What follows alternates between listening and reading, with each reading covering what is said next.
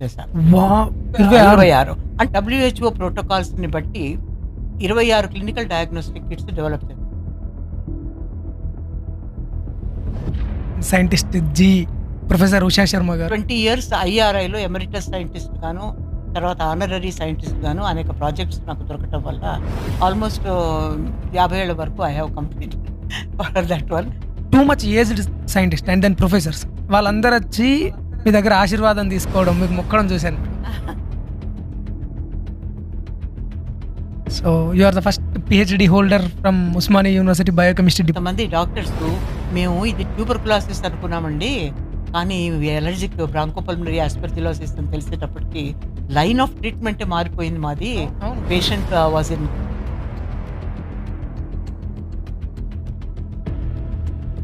Inter connection between the subjects అనేది ల్యాక్ అయిపోయింది. Inter connection ఎప్పుడైతే ఉంటుందో, ఇప్పుడు అమెరికా లాంటి కంట్రీస్లలో ఎందుకు అన్ని నోబెల్ ప్రైజులు వస్తున్నాయనంటే the only reason is interdisciplinary course. Very beautiful collaborations multidisciplinary interdisciplinary సైంటిస్ట్ల మధ్య ఉంటుంది. ఇప్పుడు వచ్చిన నోబెల్ ప్రైజెస్ అన్నిట్లో కూడా ఈ ఇన్వేజివ్ ఆస్పర్జిలోసిస్ అనేది చాలా డేంజర్. ఎలర్జిక్ బ్రాంకోపల్మనరీ ఆస్పర్జిలోసిస్ అనేది ఎలర్జీ పేషెంట్స్లో ఉంటుంది. ఇప్పుడు అగ్రి ఫుడ్స్ మనవి చాలా ఎక్స్పోర్ట్ చేస్తాం. మెనీ టైమ్స్ మన దేశంలో నుంచి పంపించిన ప్రోడక్ట్స్లో ముఖ్యంగా గ్రౌండ్ నట్టు, చిల్లీ పౌడరు, కొన్నిట్లో స్పైసెస్లో కూడా కంటామినేషన్ ఉంటుంది. దే హ్యావ్ మనం విత్డ్రా చేసుకోవాల్సి వస్తుంది ఆ ఎక్స్పోర్ట్. కారణం ఏంటంటే ఎఫ్లటాక్సిన్ కంటామినేషన్, ఫుడ్ టాక్సిన్స్ అనేది. ఇండియాలో ఎర్లియర్ డయాగ్నోసిస్ అనేది చాలా ఇంపార్టెంట్ మేడం. ఎందుకనంటే కిడ్నీ పేషెంట్స్ చాలా మంది ఉన్నారు. ఎర్లీ డయాగ్నోసిస్ లేక క్రియాటినిన్ లెవెల్స్ ఎలివేట్ అవుతున్నాయని తెలియక చాలా మంది కిడ్నీలు కంప్లీట్గా ఫెయిల్ అయిన తర్వాత వాళ్ళకి తెలుస్తుంది. ఈవెన్ డయాబెటీస్లో కూడా ఏంటి అని అంటే ఇన్సులిన్ యొక్క లెవెల్స్ని లేకపోతే గ్లైసిమిక్ ఇండెక్స్ని ఎర్లీగా డిటెక్ట్ చేయక, ఎర్లీగా మెట్మార్ఫిన్ లాంటి మెడిసిన్ యూజ్ చేయక చాలా మంది చనిపోతున్నారు. కార్డియోవాస్కులర్ డిసీజెస్లో కూడా అంతే. ఈవెన్ మీరు కనిపెట్టారు కదా మేడం టూల్ ఏంటిది ఆస్పర్జిల్లస్కి, ఇక అక్కడ కూడా సేమ్ కండిషన్ అంతే. అవును, ఎగ్జాక్ట్లీ. మన వాళ్ళకు ఉండే కామన్ సైకాలజీ ఏంటి అంటే అంటిల్ అండ్ అన్లెస్ అది పెయిన్ వచ్చేంత వరకు, కిడ్నీ ఫెయిల్యూర్లో పెయిన్ తెలియదు, డయాబెటీస్లో పెయిన్ తెలియదు, క్యాన్సర్లో పెయిన్ తెలియదు, ఈ ఆస్పర్జిల్లస్లో పెయిన్ తెలియదు. ఏం మెజారిటీ ఆఫ్ ద డిసీజెస్లో ఏంటి అంటే పెయిన్ తెలియదు కాబట్టి ఆ పెయిన్ వచ్చినప్పుడు చూద్దాంలే.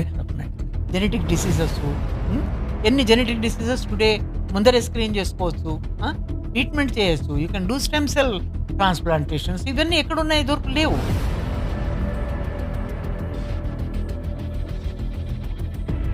ఇక మనం కనిపెట్టాల్సింది ఏముంది, ఆల్రెడీ అంతా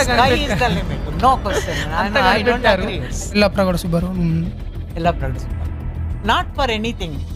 ఆంధ్రుడని కాదు, కాకినాడని కాదు, ఎక్కడని కాదు, ఒక మనిషిగా ట్రూ సైంటిస్ట్గా అన్ని ప్రోడక్ట్స్ చేసి ఆయన్ని ఉపయోగాలు పడుతూ మనం ఆయన ఎలా చేశాడని తెలుసుకోకపోవడం అనేది not correct. It is a great inspiration and he gives the true meaning of it to science.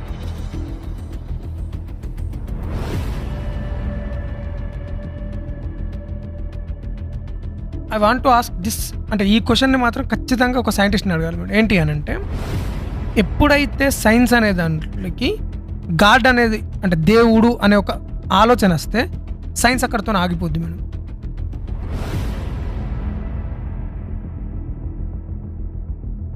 Consciousness అంటే ఏంటి madam? It is simple. Ramana Maharshi గారి పేరు చెప్పావు కాబట్టి ఆయన చెప్పినట్టుగానే చెప్తారు. నువ్వు పడుకున్నప్పుడు, నిద్రపోయినప్పుడు ఏంటి, నువ్వు ఉన్నావా లేదా, అదే that is conscious. That is ultimate answer.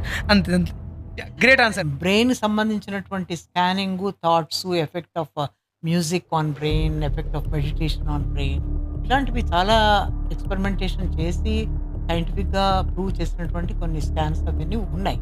But ఏది కూడా పర్ఫెక్ట్గా ఇది అని చెప్పలేము. హై క్వాలిటీ ప్రోటీన్ ఉంటుంది. ఆ ప్రోటీన్ బ్లడ్ కింద తయారు చేసి ఆ ప్రోటీన్ ఇంక్లూడ్ చేసి బిస్కెట్స్ కింద తినేది ఎడిబుల్గా అనమాట.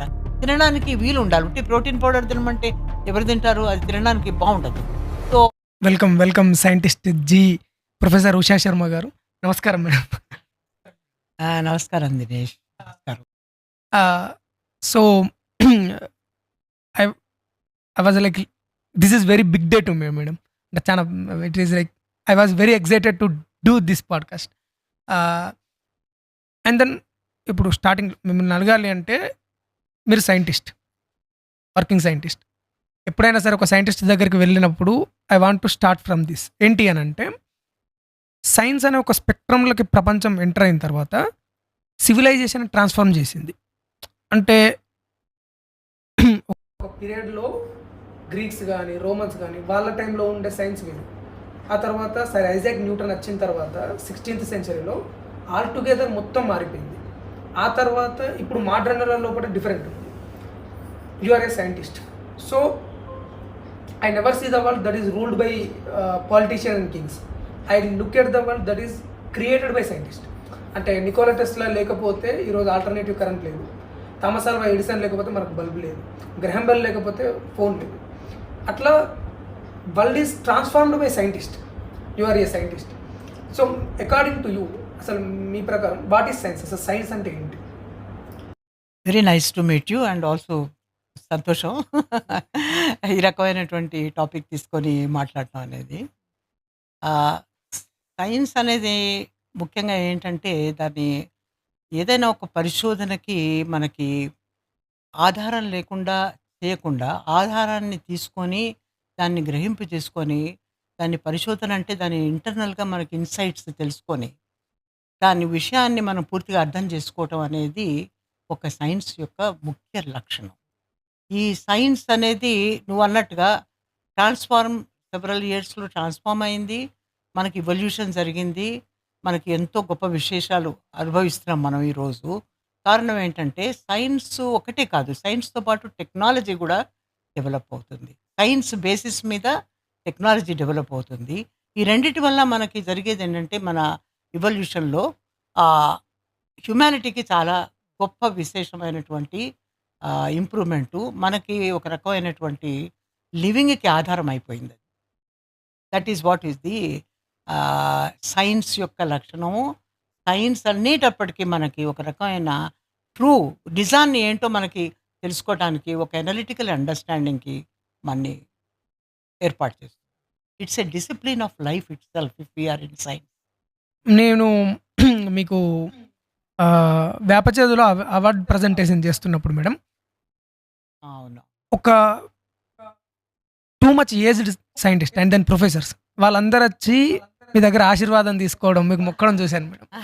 అంటే అట్లీస్ట్ మేము వాళ్ళని కనీసం ఫేస్ చేయలేం.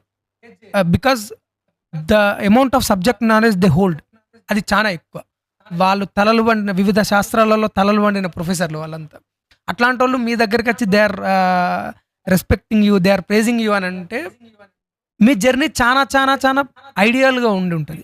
What is your journey? అసలు జర్నీ ఏంటి మేడం? వాళ్ళందరూ నన్ను అలా అభిమానించడం అనేది అది నా గొప్పతనం కాదు. వాళ్ళల్లో ఉన్నటువంటి విశేషత నాలో ఏదో కనపడిందని. సో సెకండ్ది ఏంటంటే నా జర్నీ అడిగావు, కరెక్టే అది. ఒక మధ్య రకమైనటువంటి కుటుంబంలో నుంచి వచ్చినటువంటి ఎల్డెస్ట్ డాటర్ని నేను. మా తల్లిదండ్రులు ఇద్దరు కూడా సంగీత విద్వాంసులు, దాని మీదే వాళ్ళు జీవించారు. మేము నలుగురం సిబ్లింగ్స్ అనమాట.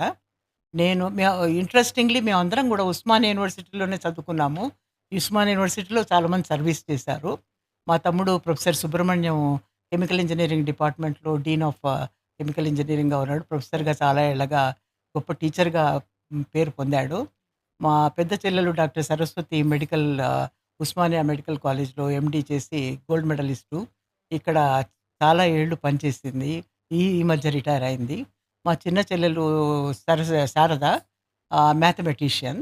ఇక్కడ ఉస్మానియాలోనే ఎంఎస్సి చేసి that she got the women's కాలేజ్లో టీచ్ చేసేది కొన్ని రోజులు. ఆ తర్వాత ఆక్స్ఫర్డ్ వెళ్ళి then she became a computer scientist. So నలుగురం కూడా ఈ విధంగా రావడానికి కారణం ఏంటంటే మా ఇంట్లో తల్లిదండ్రులు ఇద్దరు చాలా తోడ్పడ్డారు. వాళ్ళు సంగీతము, చదువు అనేది మనకి సరస్వతీదేవిని పూజించాల్సిన 2 విషయాలు ఇవి మనకి దొరుకుతాయి. ఇది మనకి జీవితాధారం అనేటువంటి ఒక బ్యాక్‌గ్రౌండ్ మాకు ఏర్పాటు చేశారు. సో ఈ రకంగా మధ్యరక కుటుంబంలో వచ్చినప్పుడు చదువు ఎంత ఇంపార్టెంటో తెలుసుకొని దాన్ని మేము వృద్ధి చేసుకోవటానికి ట్రై చేశాము.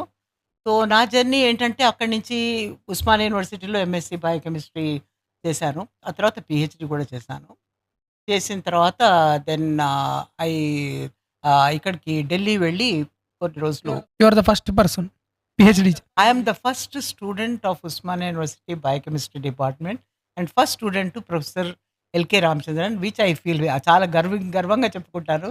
ఎందుకంటే ఆయనంత గొప్ప గురువుగారు దొరకడం అనేది నా యొక్క గొప్ప అదృష్టం అని చెప్పచ్చు. So you are the first PhD holder from Osmania university biochemistry department. So ఆ తర్వాత ఏం చేశానంటే దట్ పిహెచ్‌డి అయిపోయిన తర్వాత ఢిల్లీ వెళ్ళాను. ఢిల్లీ వెళ్ళి కొన్ని రోజులు పోస్ట్ డాక్టరల్‌గా కొన్ని ఎయిమ్స్‌లోను అలాగా పనిచేసి దెన్ ఫైనల్లీ ఒక CSIR organization center for biochemicals అని ఆ ఆర్గనైజేషన్‌లో 1980లో జాయిన్ అయ్యాను. పిహెచ్‌డి దేని మీద వర్క్ చేశారు మేడం? పిహెచ్‌డి నేను structure and function relationship of proteins, enzymes వాటి గురించి చేశాను. ఎంజైమ్స్ గురించి. దానిలో ఏంటంటే నాకు మాలిక్యులర్ డిసెక్షన్ చేసి ఒక ప్రోటీన్ యొక్క కాన్ఫర్మేషను, స్ట్రక్చరు ఎంత ఇంపార్టెంట్ ఫర్ ఫంక్షన్, అది ఎలా ఫంక్షన్ చేస్తుందనే దానికి చాలా విశేషమైనటువంటి ఇన్సైట్స్ దొరికాయి మాకు. లైసోజైమ్ గురించి వర్క్ చేశాను. తర్వాత రైబోన్యూక్లియస్ గురించి కూడా వర్క్ చేశాను.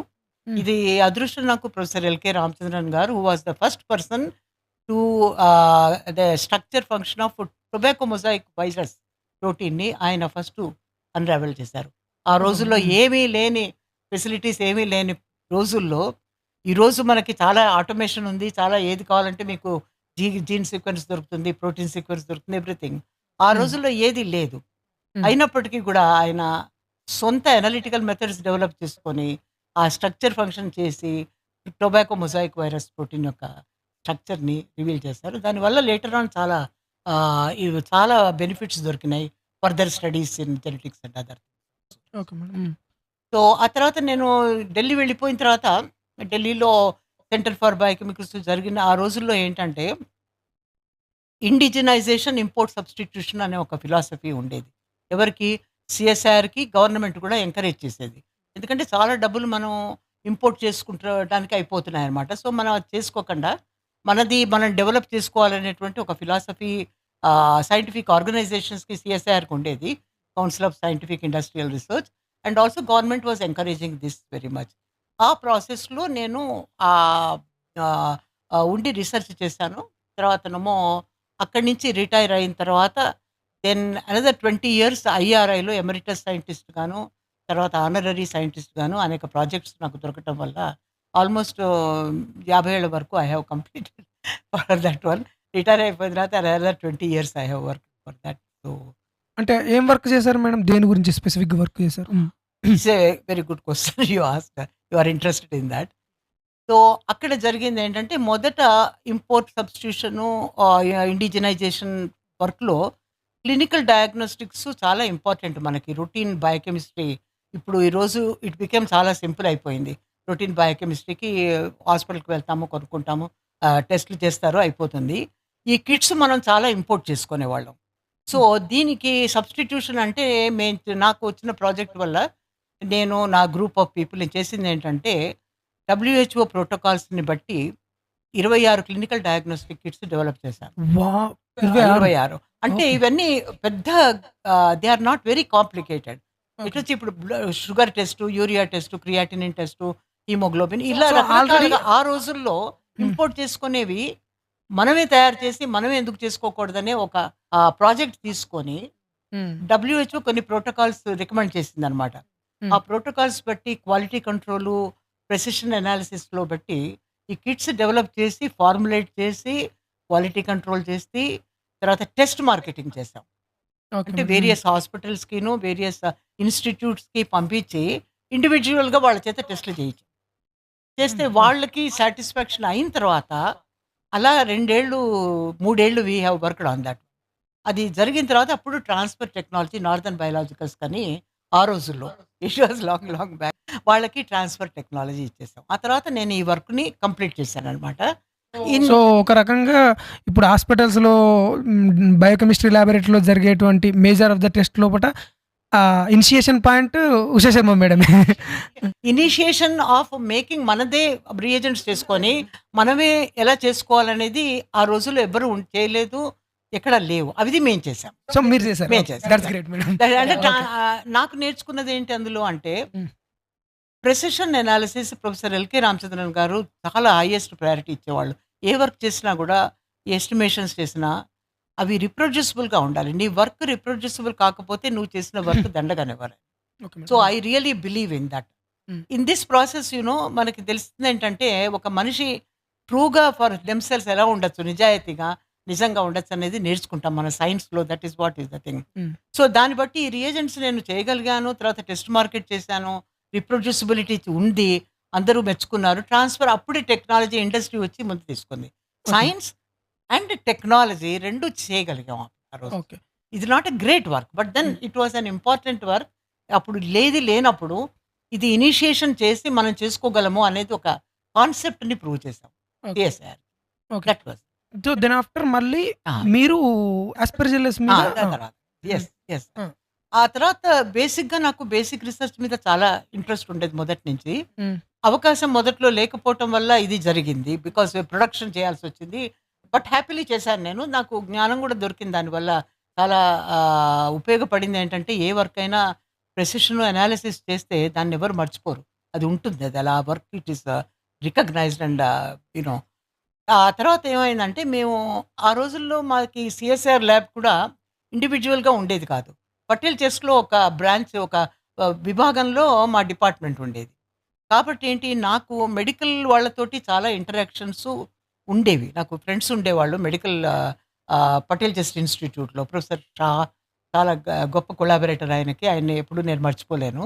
And he is one of the top respiratory disease expert in the country itself. And ఆయనతోటి నాకు ఫ్రెండ్‌షిప్ ఉండి ల్యాబ్‌కెళ్ళి ఎప్పుడైనా మాట్లాడుతుంటే ఆయన చెప్పిన నాకు ముఖ్యమైన విశేషం ఏంటంటే, ఒక డిసీజ్ ఉందమ్మా, అలర్జిక్ బ్రాంకోపల్మినరీ యాస్పర్జిల్లాసిస్ అని మేము వర్క్ చేస్తున్నాం అది. ఆ పేషెంట్స్ వచ్చినప్పుడు వాళ్ళకి డయాగ్నోసిస్ చాలా కష్టంగా ఉంటుంది. ఎందుకంటే వాళ్ళకి తుమ్ముతారు, దగ్గుతారు, బ్రెత్‌లెస్‌నెస్ ఉంటుంది. తర్వాత సింప్టమ్స్ అన్నీ ఒక్కొక్కసారి ఎక్స్‌రే చూసినా కూడా ట్యూబర్కులోసిస్ లాగా ఉంటాయి. రేడియోలాజికల్‌కి అలాగా ఉంటాయి. సీరలాజీ ఏం లేదు. డయాగ్నోస్టిక్‌గా ఏమన్నా ఉంటే బావుంటుంది అని ఇవి డిస్కస్ చేసేవాళ్ళం అన్నమాట. సో, ఆ పాయింట్ నాకు చాలా అట్రాక్షన్ అనిపించింది. నాకు ఇక్కడ చాలా బేసిక్ రిసర్చ్ చేయొచ్చు కదా అని ఒక ఆలోచన కుదిరింది. కుదిరి ఏం చేశానంటే, ఆహ్, బా యాస్పర్జిల్లై ఈ డిసీజ్‌కి కారణం ఏమిటంటే, యాస్పర్జిల్లై అని medically important aspergilli they are responsible. ఈ డిసీజ్‌ని కాజ్ చేయడానికి అవి రెస్పాన్సిబుల్ అని అర్థమైంది. అందులో 3 ఉన్నాయి. ఒకటి Aspergillus fumigatus, major one, flavus, niger. ఆ తర్వాత ఇంకో కొన్ని కూడా యాడ్ చేశారు. కొన్ని other things also they are responsible for aspergilli species అన్నమాట. సో, నాకేమనిపించిందంటే వీటి యాంటిజెన్స్‌ని చదివితే బావుంటుంది గదా! సిరాలజీ బీదేమో it is an immunological disease అనమాట. అందులో వాళ్ళకి ఐజీఈ రియాక్షన్ ఉంటుంది. కాబట్టి ఐజీజీ ఉంటుంది. 2 ఉన్నాయి. కాబట్టి ఆ యాంటిజెన్స్‌ని మనం గనక ప్యూరిఫై చేసి, ఆ ప్రోటీన్స్‌ని ప్యూరిఫై చేసి, ఒక ఇమ్యునలాజికల్ టెస్ట్ డెవలప్ చేస్తే బావుంటుందని first protein purification and protein fractionations చేసి ఒక ఫ్రాక్షన్‌ను వి ఐడెంటిఫైడ్ అనమాట. ఆ ఫ్రాక్షన్ వల్ల సీరానమో వాళ్ళు పేషెంట్ నుంచి మనకి డాక్టర్ గారు ఇచ్చేవారు. ఆ హాస్పిటల్ నుంచి. అవన్నీ కేటగరైజ్డ్ పేషెంట్స్. వాళ్ళందరినీ ఆయనకి రేడియోలాజికల్ అండ్ క్లినికల్ అన్ని సింప్టమ్స్ అన్నీ ఆయన దగ్గర రికార్డెడ్ ఉండేవన్నమాట. అది నాకు చాలా గొప్ప అదృష్టం. To get a right type of clinical collaborator is చాలా డిఫికల్ట్ మనకి. ఎందుకంటే శాంపుల్ ఇవ్వగానే అయిపోదు. హ్మ్. నువ్వు 1 టు 1 వెళ్ళి నీకు అర్థం అవ్వాలి. నువ్వు రిసర్చ్ చేసినప్పుడు శాంపుల్స్ తీసుకోగానే శాంపుల్ ఏంటి? సింప్టమ్ ఏమిటి? ఆ శాంపుల్స్‌లో ఏం చూడాలని చూస్తున్నాం మనం? ఏ పారామీటర్స్ మారితే వాళ్ళకి అర్థమవుతుంది. చాలా డీటెయిల్స్ ఉంటాయన్నమాట. ఇవన్నీ ఆయన చాలా ఓపెన్‌గా 1 టు 1 డిస్కస్ చేసి చాలా ఎంకరేజ్ చేసేవారు. సో, నేనేమో ల్యాబ్‌లో టెస్ట్‌లు చేసేవాళ్ళం. హ్మ్. టెస్ట్ చేసినప్పుడు రిజల్ట్స్ చాలా బాగా వచ్చేవన్నమాట. ఒక ఫ్రాక్షన్ ఆఫ్ ప్రోటీన్స్‌లో. ఇట్ ఈస్ హ్మ్. Not a single protein. It's a group of proteins. హ్మ్. ఫ్రాక్షనేషన్ చేసాము. 100 ఉండే బదులు మేబీ 10, 15 అట్లా ఉండేవన్నమాట.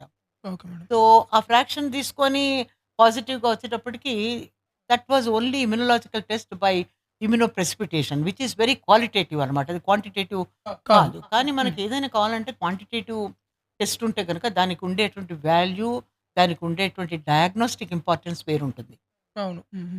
కాబట్టి క్యారెక్టరైజేషన్ చేసిన తర్వాత వెన్ వి నో ఈ 4, 5 ప్రోటీన్స్ ఇంపార్టెంట్‌గా ఇస్తున్నాయి మనకి అన్నప్పుడు మాకేమనిపించిందంటే ఈ టెస్ట్‌ని క్వాంటిటేటివ్‌గా చేస్తే బావుంటుంది కదా! ఇది హ్మ్. హ్మ్. 1980స్ స్టోరీ అన్నమాట. అవునండి. అప్పుడు just ELISA was developed. Doctor Abramias అని great scientist.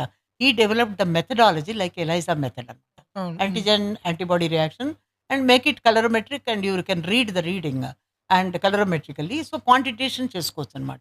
Okay so madam. నేను ఆయన అవకాశం దొరికినప్పుడు ఒకసారి ఆయన వర్క్షాప్ ఉంటే ఎయిమ్స్‌లో వెళ్ళి నేను ల్యాబ్‌లో నా చేత్తోటి నేను చేసి నేర్చుకొని ల్యాబ్‌లో వచ్చి దెన్ ఎలైజా డెవలప్ చేశాననమాట. Oh! So ELISA started working very well. చాలా ఓకే. బాగా వర్క్ చేసింది. సో ఆ ఎలైజా మెథడ్ తీసుకొని ఎన్నో శాంపుల్స్ టెస్ట్ చేయటంలో మేము బాగా రిజల్ట్స్ రావడం వల్ల కొంచెం we have spread the message. ఈ ల్యాబ్ ఆస్పర్జిల్లోసిస్‌కి అలర్జిక్ బ్రాంకోపల్మనరీ ఆస్పర్జిల్లోసిస్‌కి టెస్ట్ చేస్తుందని we popularised this information from the okay. Thing. Hmm. దాంతో ఏమైందంటే ఆల్ ఓవర్ ద కంట్రీ నుంచి మాకు శాంపుల్స్ రావడం మొదలెట్టాయి. టెస్ట్ చేయటం మొదలెట్టాం. కొంతమంది డాక్టర్సు మేము ఇది ట్యూబర్‌కులోసిస్ అనుకున్నామండి. కానీ అలర్జిక్ బ్రాంకోపల్మనరీ ఆస్పర్జిల్లోసిస్ అని తెలిసేటప్పటికి లైన్ ఆఫ్ ట్రీట్మెంటే మారిపోయింది మాది. అవును. Patient was in great trouble అని పాపం ఎక్నాలెడ్జ్ చేసేవాళ్ళు. We are so grateful to you for hmm. Doing this. So, it is like a service to the people. It is nation. Service. Hmm. Hmm. And which was my objective. First నుంచి కూడా రామచంద్ర గారు చెప్పిందేంటంటే, నువ్వు చేసే work ఎవరికైనా యూజ్‌ఫుల్‌గా ఉండాలి. అవును. That is why indigenization, import substitution అప్పుడు కూడా అదే ఆబ్జెక్టివ్ ఇన్ దట్ వర్క్. హ్మ్. అది నేను ల్యాబ్‌లో నేర్చుకున్న రిసర్చ్ వల్ల వచ్చిన జ్ఞానం వల్ల I could easily do it for that అనమాట. అవును. సో, సేమ్ థింగ్ ఇక్కడ కూడా ఇది పనిచేసేటప్పటికి 3000, 4000 శాంపుల్స్ మేము we have done all the test from various parts of the country నుంచి అనమాట. So, hmm. అది అర్థమైపోయేటప్పటికి దెన్ వి థాట్ ఈ క్యారెక్టరైజ్ చేసిన యాంటిజెన్స్‌ని మనం పేటెంట్ చేస్తే బావుంటుంది. ఇట్ కెన్ బి కమర్షియలైజ్డ్ అవును. అనేటువంటి ఒక ఉద్దేశ్యం జరిగింది. So, we have patented lot of our diagnostic things. ఈలోగా టెక్నాలజీ కూడా చాలా ఇంట్రెస్టింగ్ థింగ్ ఏంటంటే Dinesh, ah, technology, science and technology they are not static. అవును. Just hmm. Like nature is constantly evolving అది నువ్వు చెప్పలేని విధంగా అది ఇవాల్వ్ అవుతూ ఉంటుంది అవును. నేచర్. అర్థం చేసుకోవడం మనకి కష్టం అవుతూ ఉంటుంది. అవును. హ్మ్. అర్థం చేసుకోవటంలో సైన్స్ యూజ్ చేస్తాం మనం అవును. ఎంతో. హ్మ్. ఆ సైన్స్‌ని బట్టి టెక్నాలజీ డెవలప్ అవుతుంది.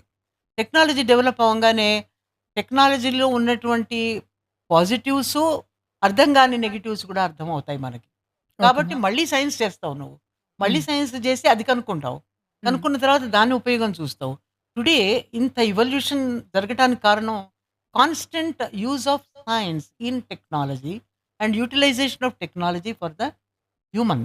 అవును. హ్మ్. Okay madam. హ్మ్. ఈ రకంగా జరుగుతోంది. సో, నాకు నేను చదువుకున్న దాంట్లో నాకు జరిగిందేంటి? ఇండిజినైజేషన్ అన్నా మొదట. I just repeated things what were recommended by WHO. అవును. ఆ హ్మ్. తర్వాత I wanted to take a problem. And అవును. This is the problem which is bothering in the అవును. Hospitals and public. ఆ రోజులలో ఇటు ట్యూబర్క్యులోసిస్‌కి, అస్పర్జిలోసిస్‌కి డిఫరెన్స్ తెలవదు డాక్టర్‌లకి. కొన్ని కేసెస్‌లో it is not all the cases. అవును. కాంప్లికేటెడ్ కేసెస్‌లో హ్మ్. తెలవదది. Very hmm. Easy cases of tuberculosis తెలుస్తుంది. అవును. హ్మ్. కొంచెం కాంప్లికేటెడ్ అయ్యేటప్పటికి they get confused with the allergic bronchopulmonary ఆస్పర్జిల్లోసిస్‌ని ట్యూబర్క్యులోసిస్ కింద డయాగ్నోస్ అది ఇది అది అనుకోని ట్రీట్మెంట్ యాంటీబయాటిక్స్ ట్యూబర్క్యులోసిస్‌కి ఇస్తారు. యాంటీబయాటిక్స్ ఇచ్చి యాంటీబయాటిక్స్ వల్ల డస్ లోపట నాట్ రెస్పాండ్. వాళ్ళు రెస్పాండ్ అవ్వరు. అలర్జీ ఇదేమో డిసీజ్ ఆస్పర్జిల్లస్ వల్ల కదా వచ్చింది. అవును. ట్యూబర్క్యులస్ ఆర్గానిజం వల్ల రాలేదు. అవును. హ్మ్. కాబట్టి సింప్టమ్స్ మిమిక్ అయినా, రేడియోలాజికల్లీ కాస్త డిఫికల్టీ అయినా, హ్మ్. మనకి సింప్టమ్స్ సిమిలర్‌గా ఉండటం వల్ల రాంగ్ డయాగ్నోసిస్ అవుతుంది.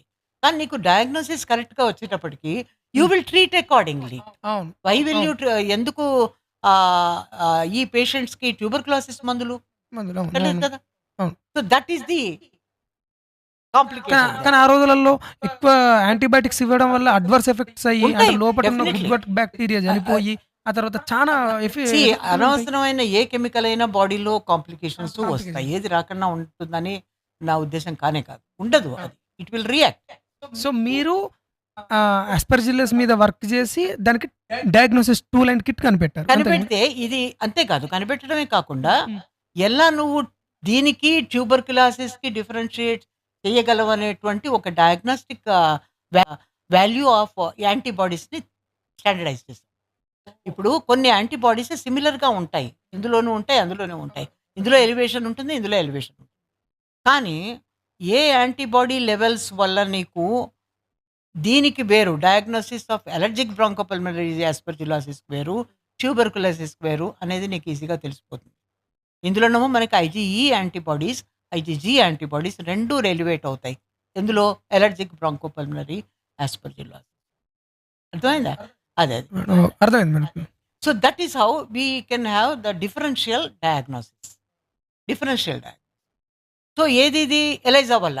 వి were doing it work in the ELISA వల్ల. సో ఎలైజా వల్ల చేసినప్పుడు అప్పుడు స్పాన్ డయాగ్నోస్టిక్ ఏముందంటే మనం అప్స్కేల్ చేద్దాము. క్వాలిటీ కంట్రోల్ అది చేసి large number of scales product prepare చేద్దాం. చేశారు. అండ్ దేవర్ ఐఎస్ఓ సర్టిఫికేషన్స్ అవి చేయించాము.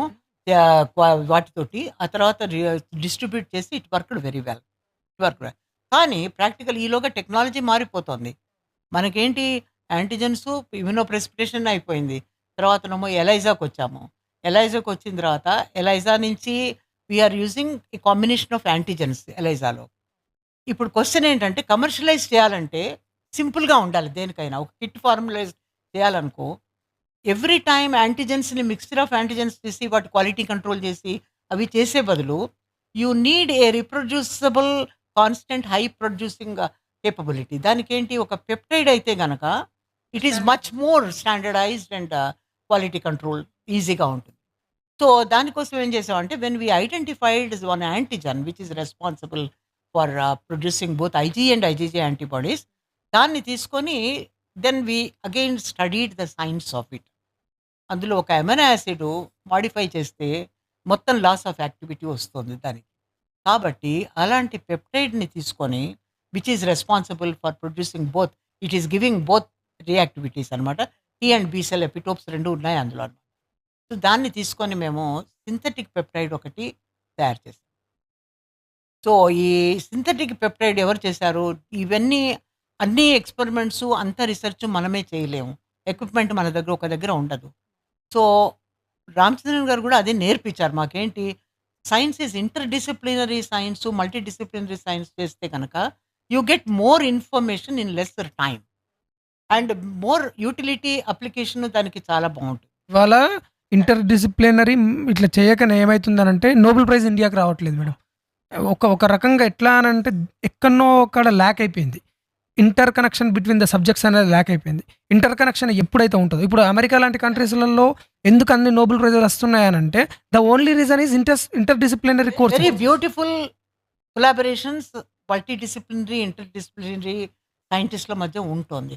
ఇప్పుడు వచ్చిన నోబెల్ ప్రైజెస్ అన్నిట్లో కూడా many times that great work has happened only when you have got multidisciplinary approach. ఇందులో నాకు ఆటోమేటిక్గానే అలా చేయాల్సి వచ్చింది. ఎందుకంటే నా దగ్గర అన్ని ఫెసిలిటీస్ లేవు.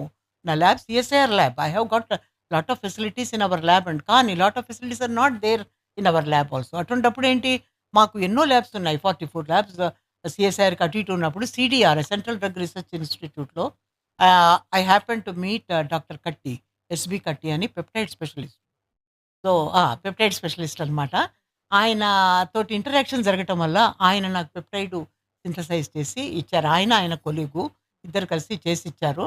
సో ఆ peptide was the basis for our next patent which we have got it for the diagnostic peptides for aspergillosis. దానివల్ల ఏమైంది, reproducibility of the quality control మనకి ప్రాబ్లం లేదు. You are producing in large quantities. ఒకసారి produce చేసామంటే నీకు ఎన్నో kits తయారు చేసుకోవచ్చు. సో అది చాలా బ్యూటిఫుల్గా వర్కౌట్ అయింది మాకు. అది దాన్ని కూడా మేము చాలా టెస్ట్ ఐసీఎంఆర్ ఒకటేనంటే ఇక్కడ నేను డెఫినెట్గా చెప్పాల్సింది ఏంటంటే చాలా grateful to CSIR, department of biotechnology, ICMR and DST. Everybody support చేశారు మనకి ఫైనాన్షియల్గా. డబ్బు కావాలన్నప్పుడల్లా ఏ రకమైన ప్రాబ్లం లేకుండా వీళ్ళందరూ కూడా చాలా హెల్ప్ చేశారు. అండ్ గ్రేట్ క్రెడిట్ నాకన్నా కూడా నా స్టూడెంట్స్కి వెళ్తుంది. నా దగ్గర ఎంతోమంది పిహెచ్డి చేశారు, 20 మంది పిహెచ్డి చేశారు. వీళ్ళందరూ కూడాను అందరూ ఇదే ప్రాబ్లం కాదు, డిఫరెంట్ ప్రాబ్లమ్స్ చేశారు, కనెక్టెడ్ విత్ ద సేమ్. ఒకళ్ళేమో మెకానిజం, రోగానికి కారణం ఏమిటి, మనిషి ఎలా రియాక్ట్ అవుతున్నాడు, ఇమ్యునాలజీ ఏంటి, కారణం ఏంటి అని చెప్పి డాక్టర్ తరుణ మదన్ అందరూ కూడా ఇప్పుడు నాకన్నా చాలా గొప్ప వర్క్ చేస్తున్నారు, బ్యూటిఫుల్ పొజిషన్స్లో ఉన్నారు, చాలా బాగా చేస్తున్నారు. చాలా సిన్సియర్గాను వాళ్ళు డెడికేటెడ్గా చేయటం వల్ల ఈ వర్క్ అట్లా ప్రోగ్రెస్ అయింది, లేకపోతే అయ్యి ఉండేది కాదు. సో, దానికి అన్నీ టెస్ట్‌లు అవన్నీ అయిన తర్వాత దానికి కూడా పేటెంట్స్ వెళ్ళాయి. మాకు చాలా పేటెంట్స్ ఉన్నాయి వీటన్నిటిలో.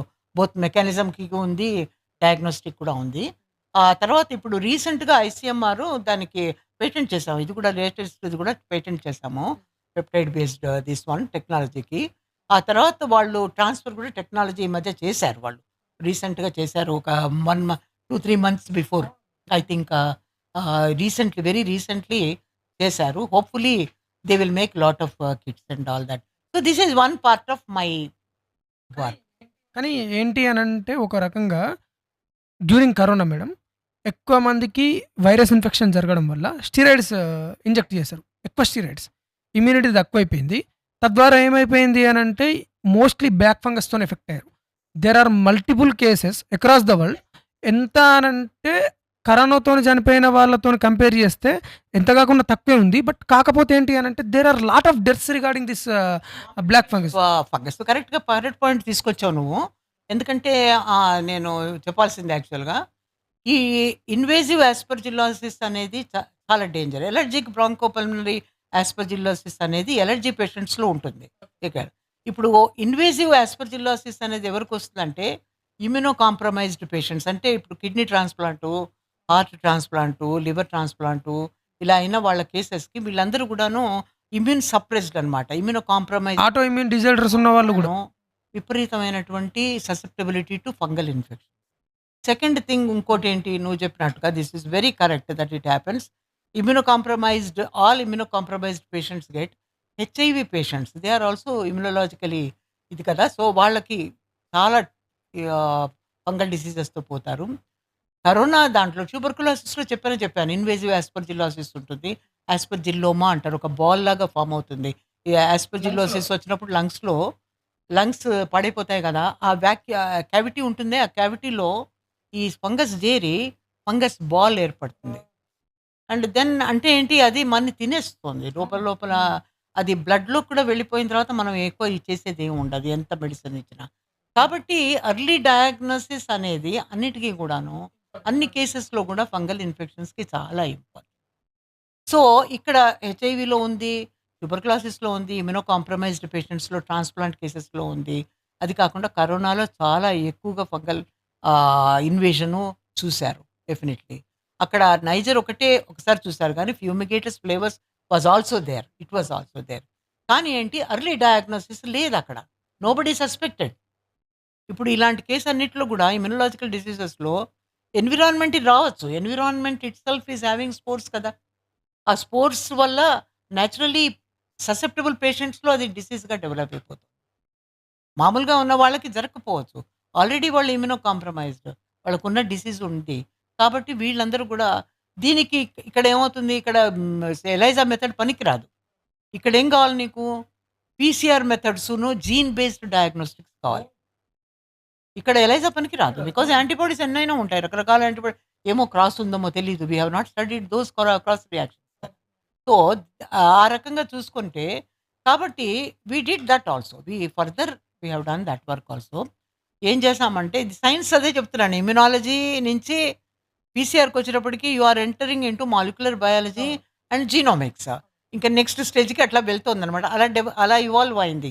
మేము చేసే వర్క్ కూడా అలాగా మెల్లిగా as the time is advancing మనకి ఇంకా అండర్‌స్టాండింగ్ కావాలంటే మనం ఇది చేస్తే గాని అండర్‌స్టాండింగ్ రాదు మనకి. కాబట్టి అది నేర్చుకోవాలి, అది చెయ్యాలి అది. దీనికంతా మరి ప్రాసెస్ కదా! So, nothing comes for free. You have to work hard and తీసుకోవాలి. దానికంతే కదా! సో, ఆ రకంగా గ్రో అవుతూ మనం చేసే వర్క్ కూడా గ్రో అయిందనమాట. On Aspergillus. అక్కడ మేము జీన్ ఐడెంటిఫై చేసి, ఆ జీన్ యొక్క బేస్ మీద పీసీఆర్, డిఫరెన్షియల్ పీసీఆర్ అంటే ఏంటంటే, ఇప్పుడు ముఖ్యమైనవి మెడికల్ ఇంపార్టెంట్ 3 అని చెప్పాను. Aspergillus fumigatus, flavus, niger. ఇవి కాకుండా కొన్ని other things are also people are reporting. It is there. But ఇవి 3 నేను ముఖ్యంగా తీసుకున్న హైలైట్స్ అనమాట. ఈ 3 ఉంటే ఏదో ఒకటి ఉంటే లాభం లేదు. మూడిటిని డిఫరెన్షియల్‌గా కనుక్కున్నట్టయితే హ్మ్. మనం very specific things we can give it అనమాట. సో, ఆ రకంగా ఒక పీసీఆర్ డెవలప్ చేసాం. ఆ పీసీఆర్‌లో ఏంటంటే you can differentiate whether it is Aspergillus fumigatus, లేకపోతే ఫ్లేవర్సా, లేకపోతే నైజరా. ఈ 3. సో, ఈ టెస్ట్ కూడా మెడికల్ ల్యాబ్‌లో టెస్ట్ చేశారు. అండ్ ఇన్వేజివ్ పేషెంట్స్‌కి, ఇమ్యూనో కాంప్రమైజ్డ్ పేషెంట్స్‌కి చాలా యూజ్‌ఫుల్‌గా ఉందని డాక్టర్స్ దగ్గర నుంచి రిపోర్ట్ వచ్చింది. We have done that one. And that also we have patented I think most. It was patented. So, అది ఆ లెవెల్ వరకు వచ్చామనమాట. సో, ఈ జర్నీలో ఏంటంటే it's a long journey. I will take time మరి. సో, ఈ ఆహ్, జీన్స్ కనపడి ఇదయినప్పుడు ఇప్పుడు now this agriculturally important fungus ఇందులో నుంచి యాస్పర్జిల్లస్ ఫ్లేవర్స్ అగ్రికల్చరల్ ఇంపార్టెంటా మేడం? చాలా ఇంపార్టెంట్. ఫ్యూమిగేటర్స్ నైజరు అంత కాదు. ఫ్యూమిగేటర్స్, నైజర్ కాదు. But flavus important. ఎందుకంటే ఫ్లేవర్స్ ఒక టాక్సిన్‌ని ప్రొడ్యూస్ చేస్తుంది. అఫ్లాటాక్సిన్ నువ్వు విన్నావో లేదో మరి. అవును మేడం. లివర్‌ని ఎఫెక్ట్ చేస్తుంది. లివర్ కూడా ఎఫెక్ట్ అవుతుంది. కరెక్ట్. తర్వాత మనకి ఎన్విరాన్మెంట్‌లో ఎఫ్లాటాక్సిన్ టాక్సిసిటీ అనేది కామన్. గ్రౌండ్ నట్‌లోను అది దానివల్ల వచ్చిందంటారు. తర్వాత ఎన్విరాన్మెంట్‌లో కూడా ఫ్లేవర్స్ కూడా ఎన్విరాన్మెంట్ ఉంది కదా!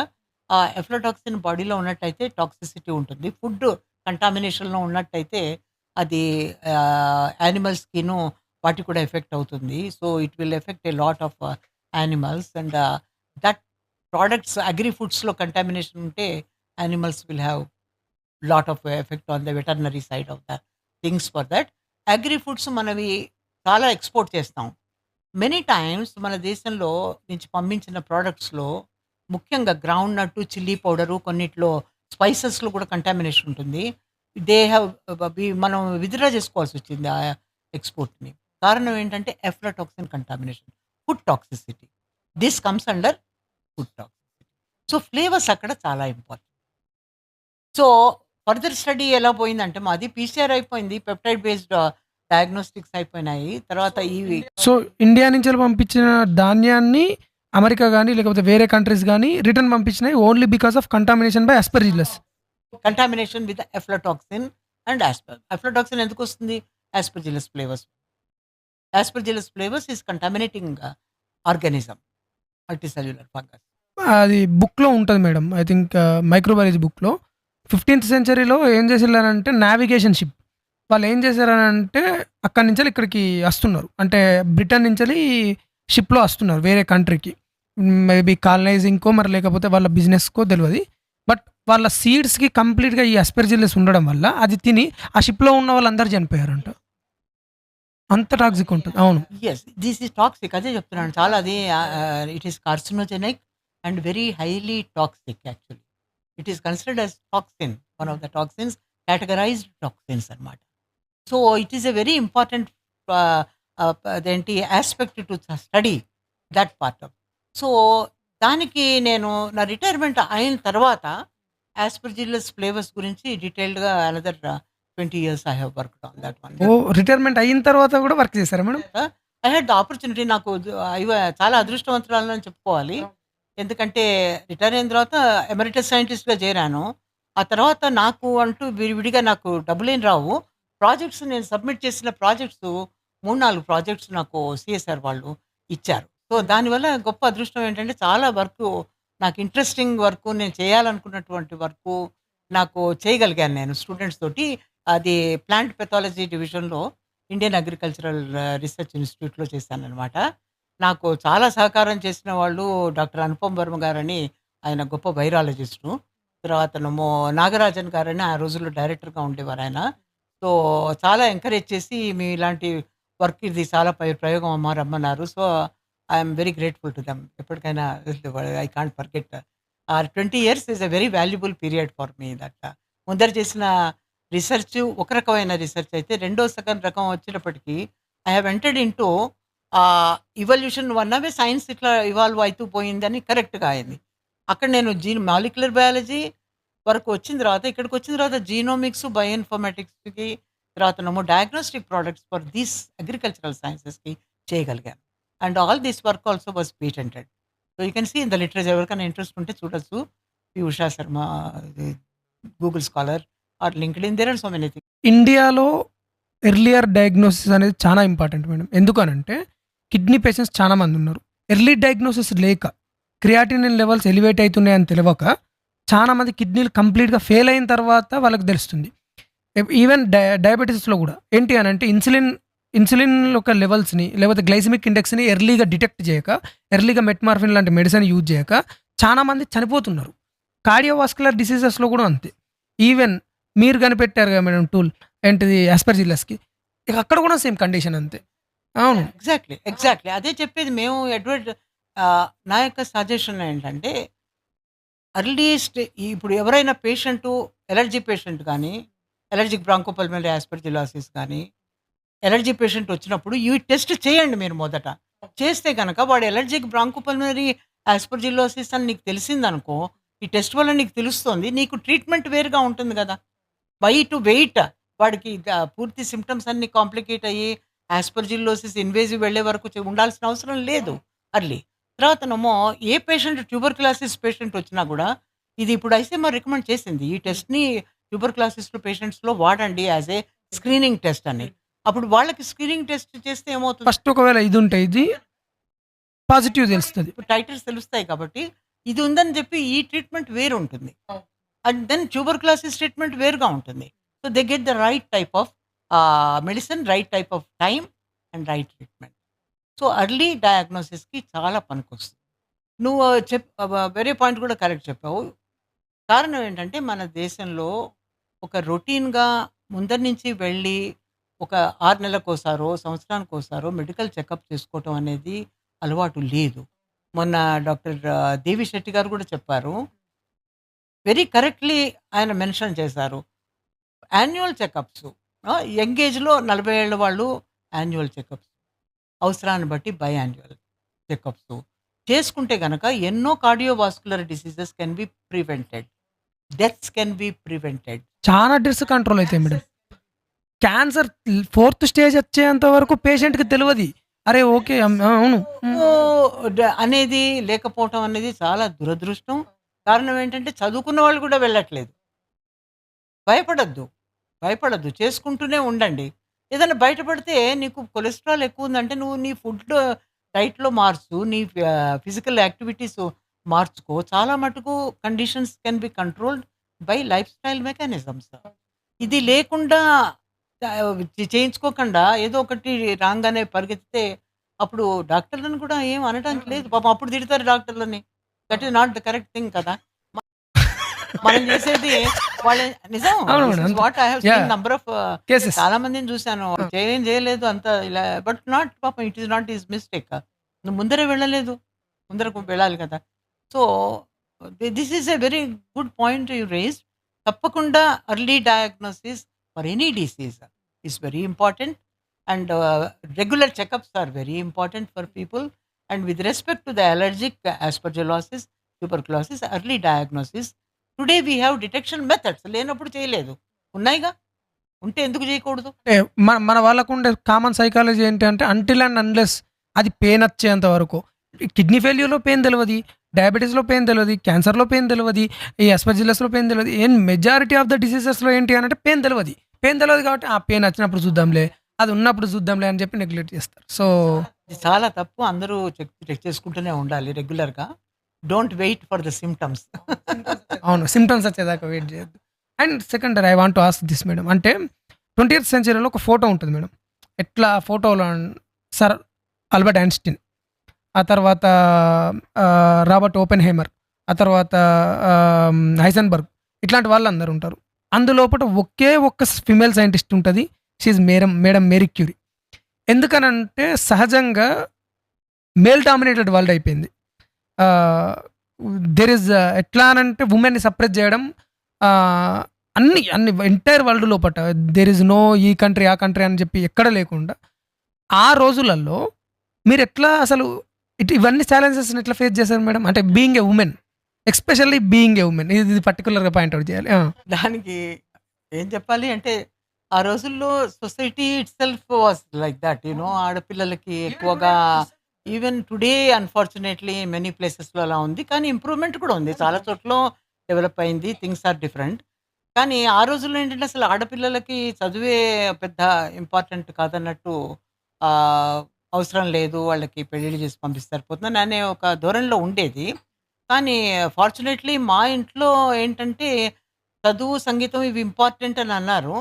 అలా అన్నారు గానీ సొసైటీ నుంచి కంప్లీట్‌గా వాళ్ళు కూడా విడిపోయి ఇలానే వెళ్ళండి అనడానికి అంత ఎంకరేజ్‌మెంట్ లేదు. బీఎస్సీ వరకు కంఫర్టబుల్‌గానే చదువుకోగలిగాను వితౌట్ ఎనీ ప్రాబ్లమ్. ఆ తర్వాత దెన్ డెఫినిట్‌లీ పెళ్లి చేసుకోవాలని అట్లా వాళ్ళుండేది. కానీ నాకు చదువు మీద ధ్యానం ఎక్కువగా ఉండడం వల్ల చేసి చదువుకుంటానంటే కొంచెం పూర్తిగా వద్దనకుండా సరే అన్నారు వాళ్ళు. దానికి తగ్గట్టు నాకు అదృష్టంగా ఎంఎస్‌సి చదివేటప్పుడు ఆర్థిక సహాయం దొరికింది నాకు. అటామిక్ ఎనర్జీ మెరిట్ స్కాలర్‌షిప్ నెలకి ₹150 దొరికేదన్నమాట. ఆ రోజులల్లో. ఆ! ఆ రోజుల్లో. సో, అది నాకు గ్రేట్ సపోర్ట్ ఇచ్చింది. ఎందుకంటే ఇంట్లో కూడా able to tell them that కొంచెం ఫైనాన్షియల్‌గా కూడా సపోర్ట్ ఉంది. ఇది, అది అని. తర్వాత వాళ్ళ యొక్క గొప్పతనాన్ని మా నాన్నగారు డెఫినిట్‌లీ ఎప్పుడు కూడా అందరూ ఆడపిల్లలు, మగపిల్లలు ఈక్వల్ అనేటువంటి ధోరణితోటే మాట్లాడేవారు. ఆయన గ్రేట్ మేడం. అబ్సల్యూట్‌లీ చెప్పా కదా! ఎనీ క్రెడిట్ మేము ఇలా ఉన్నామంటే వాళ్ళ యొక్క encouragement, inspiration, that moral strength they have given us. You can do anything. It's not నువ్వు ఇది చేయలేవు, అది చేయలేవు అనే మాట. అలా అని పోనీ పూర్తిగా మీరు పెళ్లి విషయానికొస్తే పెళ్లి చేసేసుకొని ఏదైనా చేసుకోమ్మా అనేవారు. అది వేరే విషయం. అది మమ్మల్ని కూడా ఫోర్స్ చేస్తారు మేడం. చెప్తారు.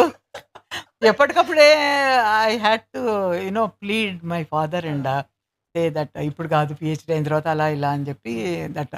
బట్ ఆయన చాలా కైండ్ వాళ్ళు. చాలా ప్రేమ ఉంది కాబట్టి తర్వాత నేను కూడా ఇట్లా స్కాలర్‌షిప్ తెచ్చుకునేదాన్ని. ఎంఎస్‌సి అటామిక్ ఎనర్జీ దొరికింది.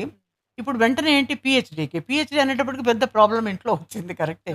ఆడపిల్లనవ్వడం వల్ల వాళ్ళకి ఉండే ఫియర్స్ వాళ్ళకుంటాయి కదా! పెళ్లి ఎలా అవుతుంది? కాదు ఇంత పెద్ద చదువులు ఇవెందుకు మనకి అట్లా అన్నట్టుగా.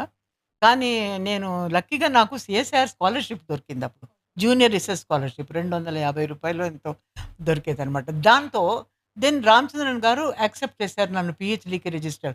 అదే ఒక గొప్ప అదృష్టం. ఆయన ఎవరిని ఒక పట్టాన ఒప్పుకునే క్వెషన్ లేదు.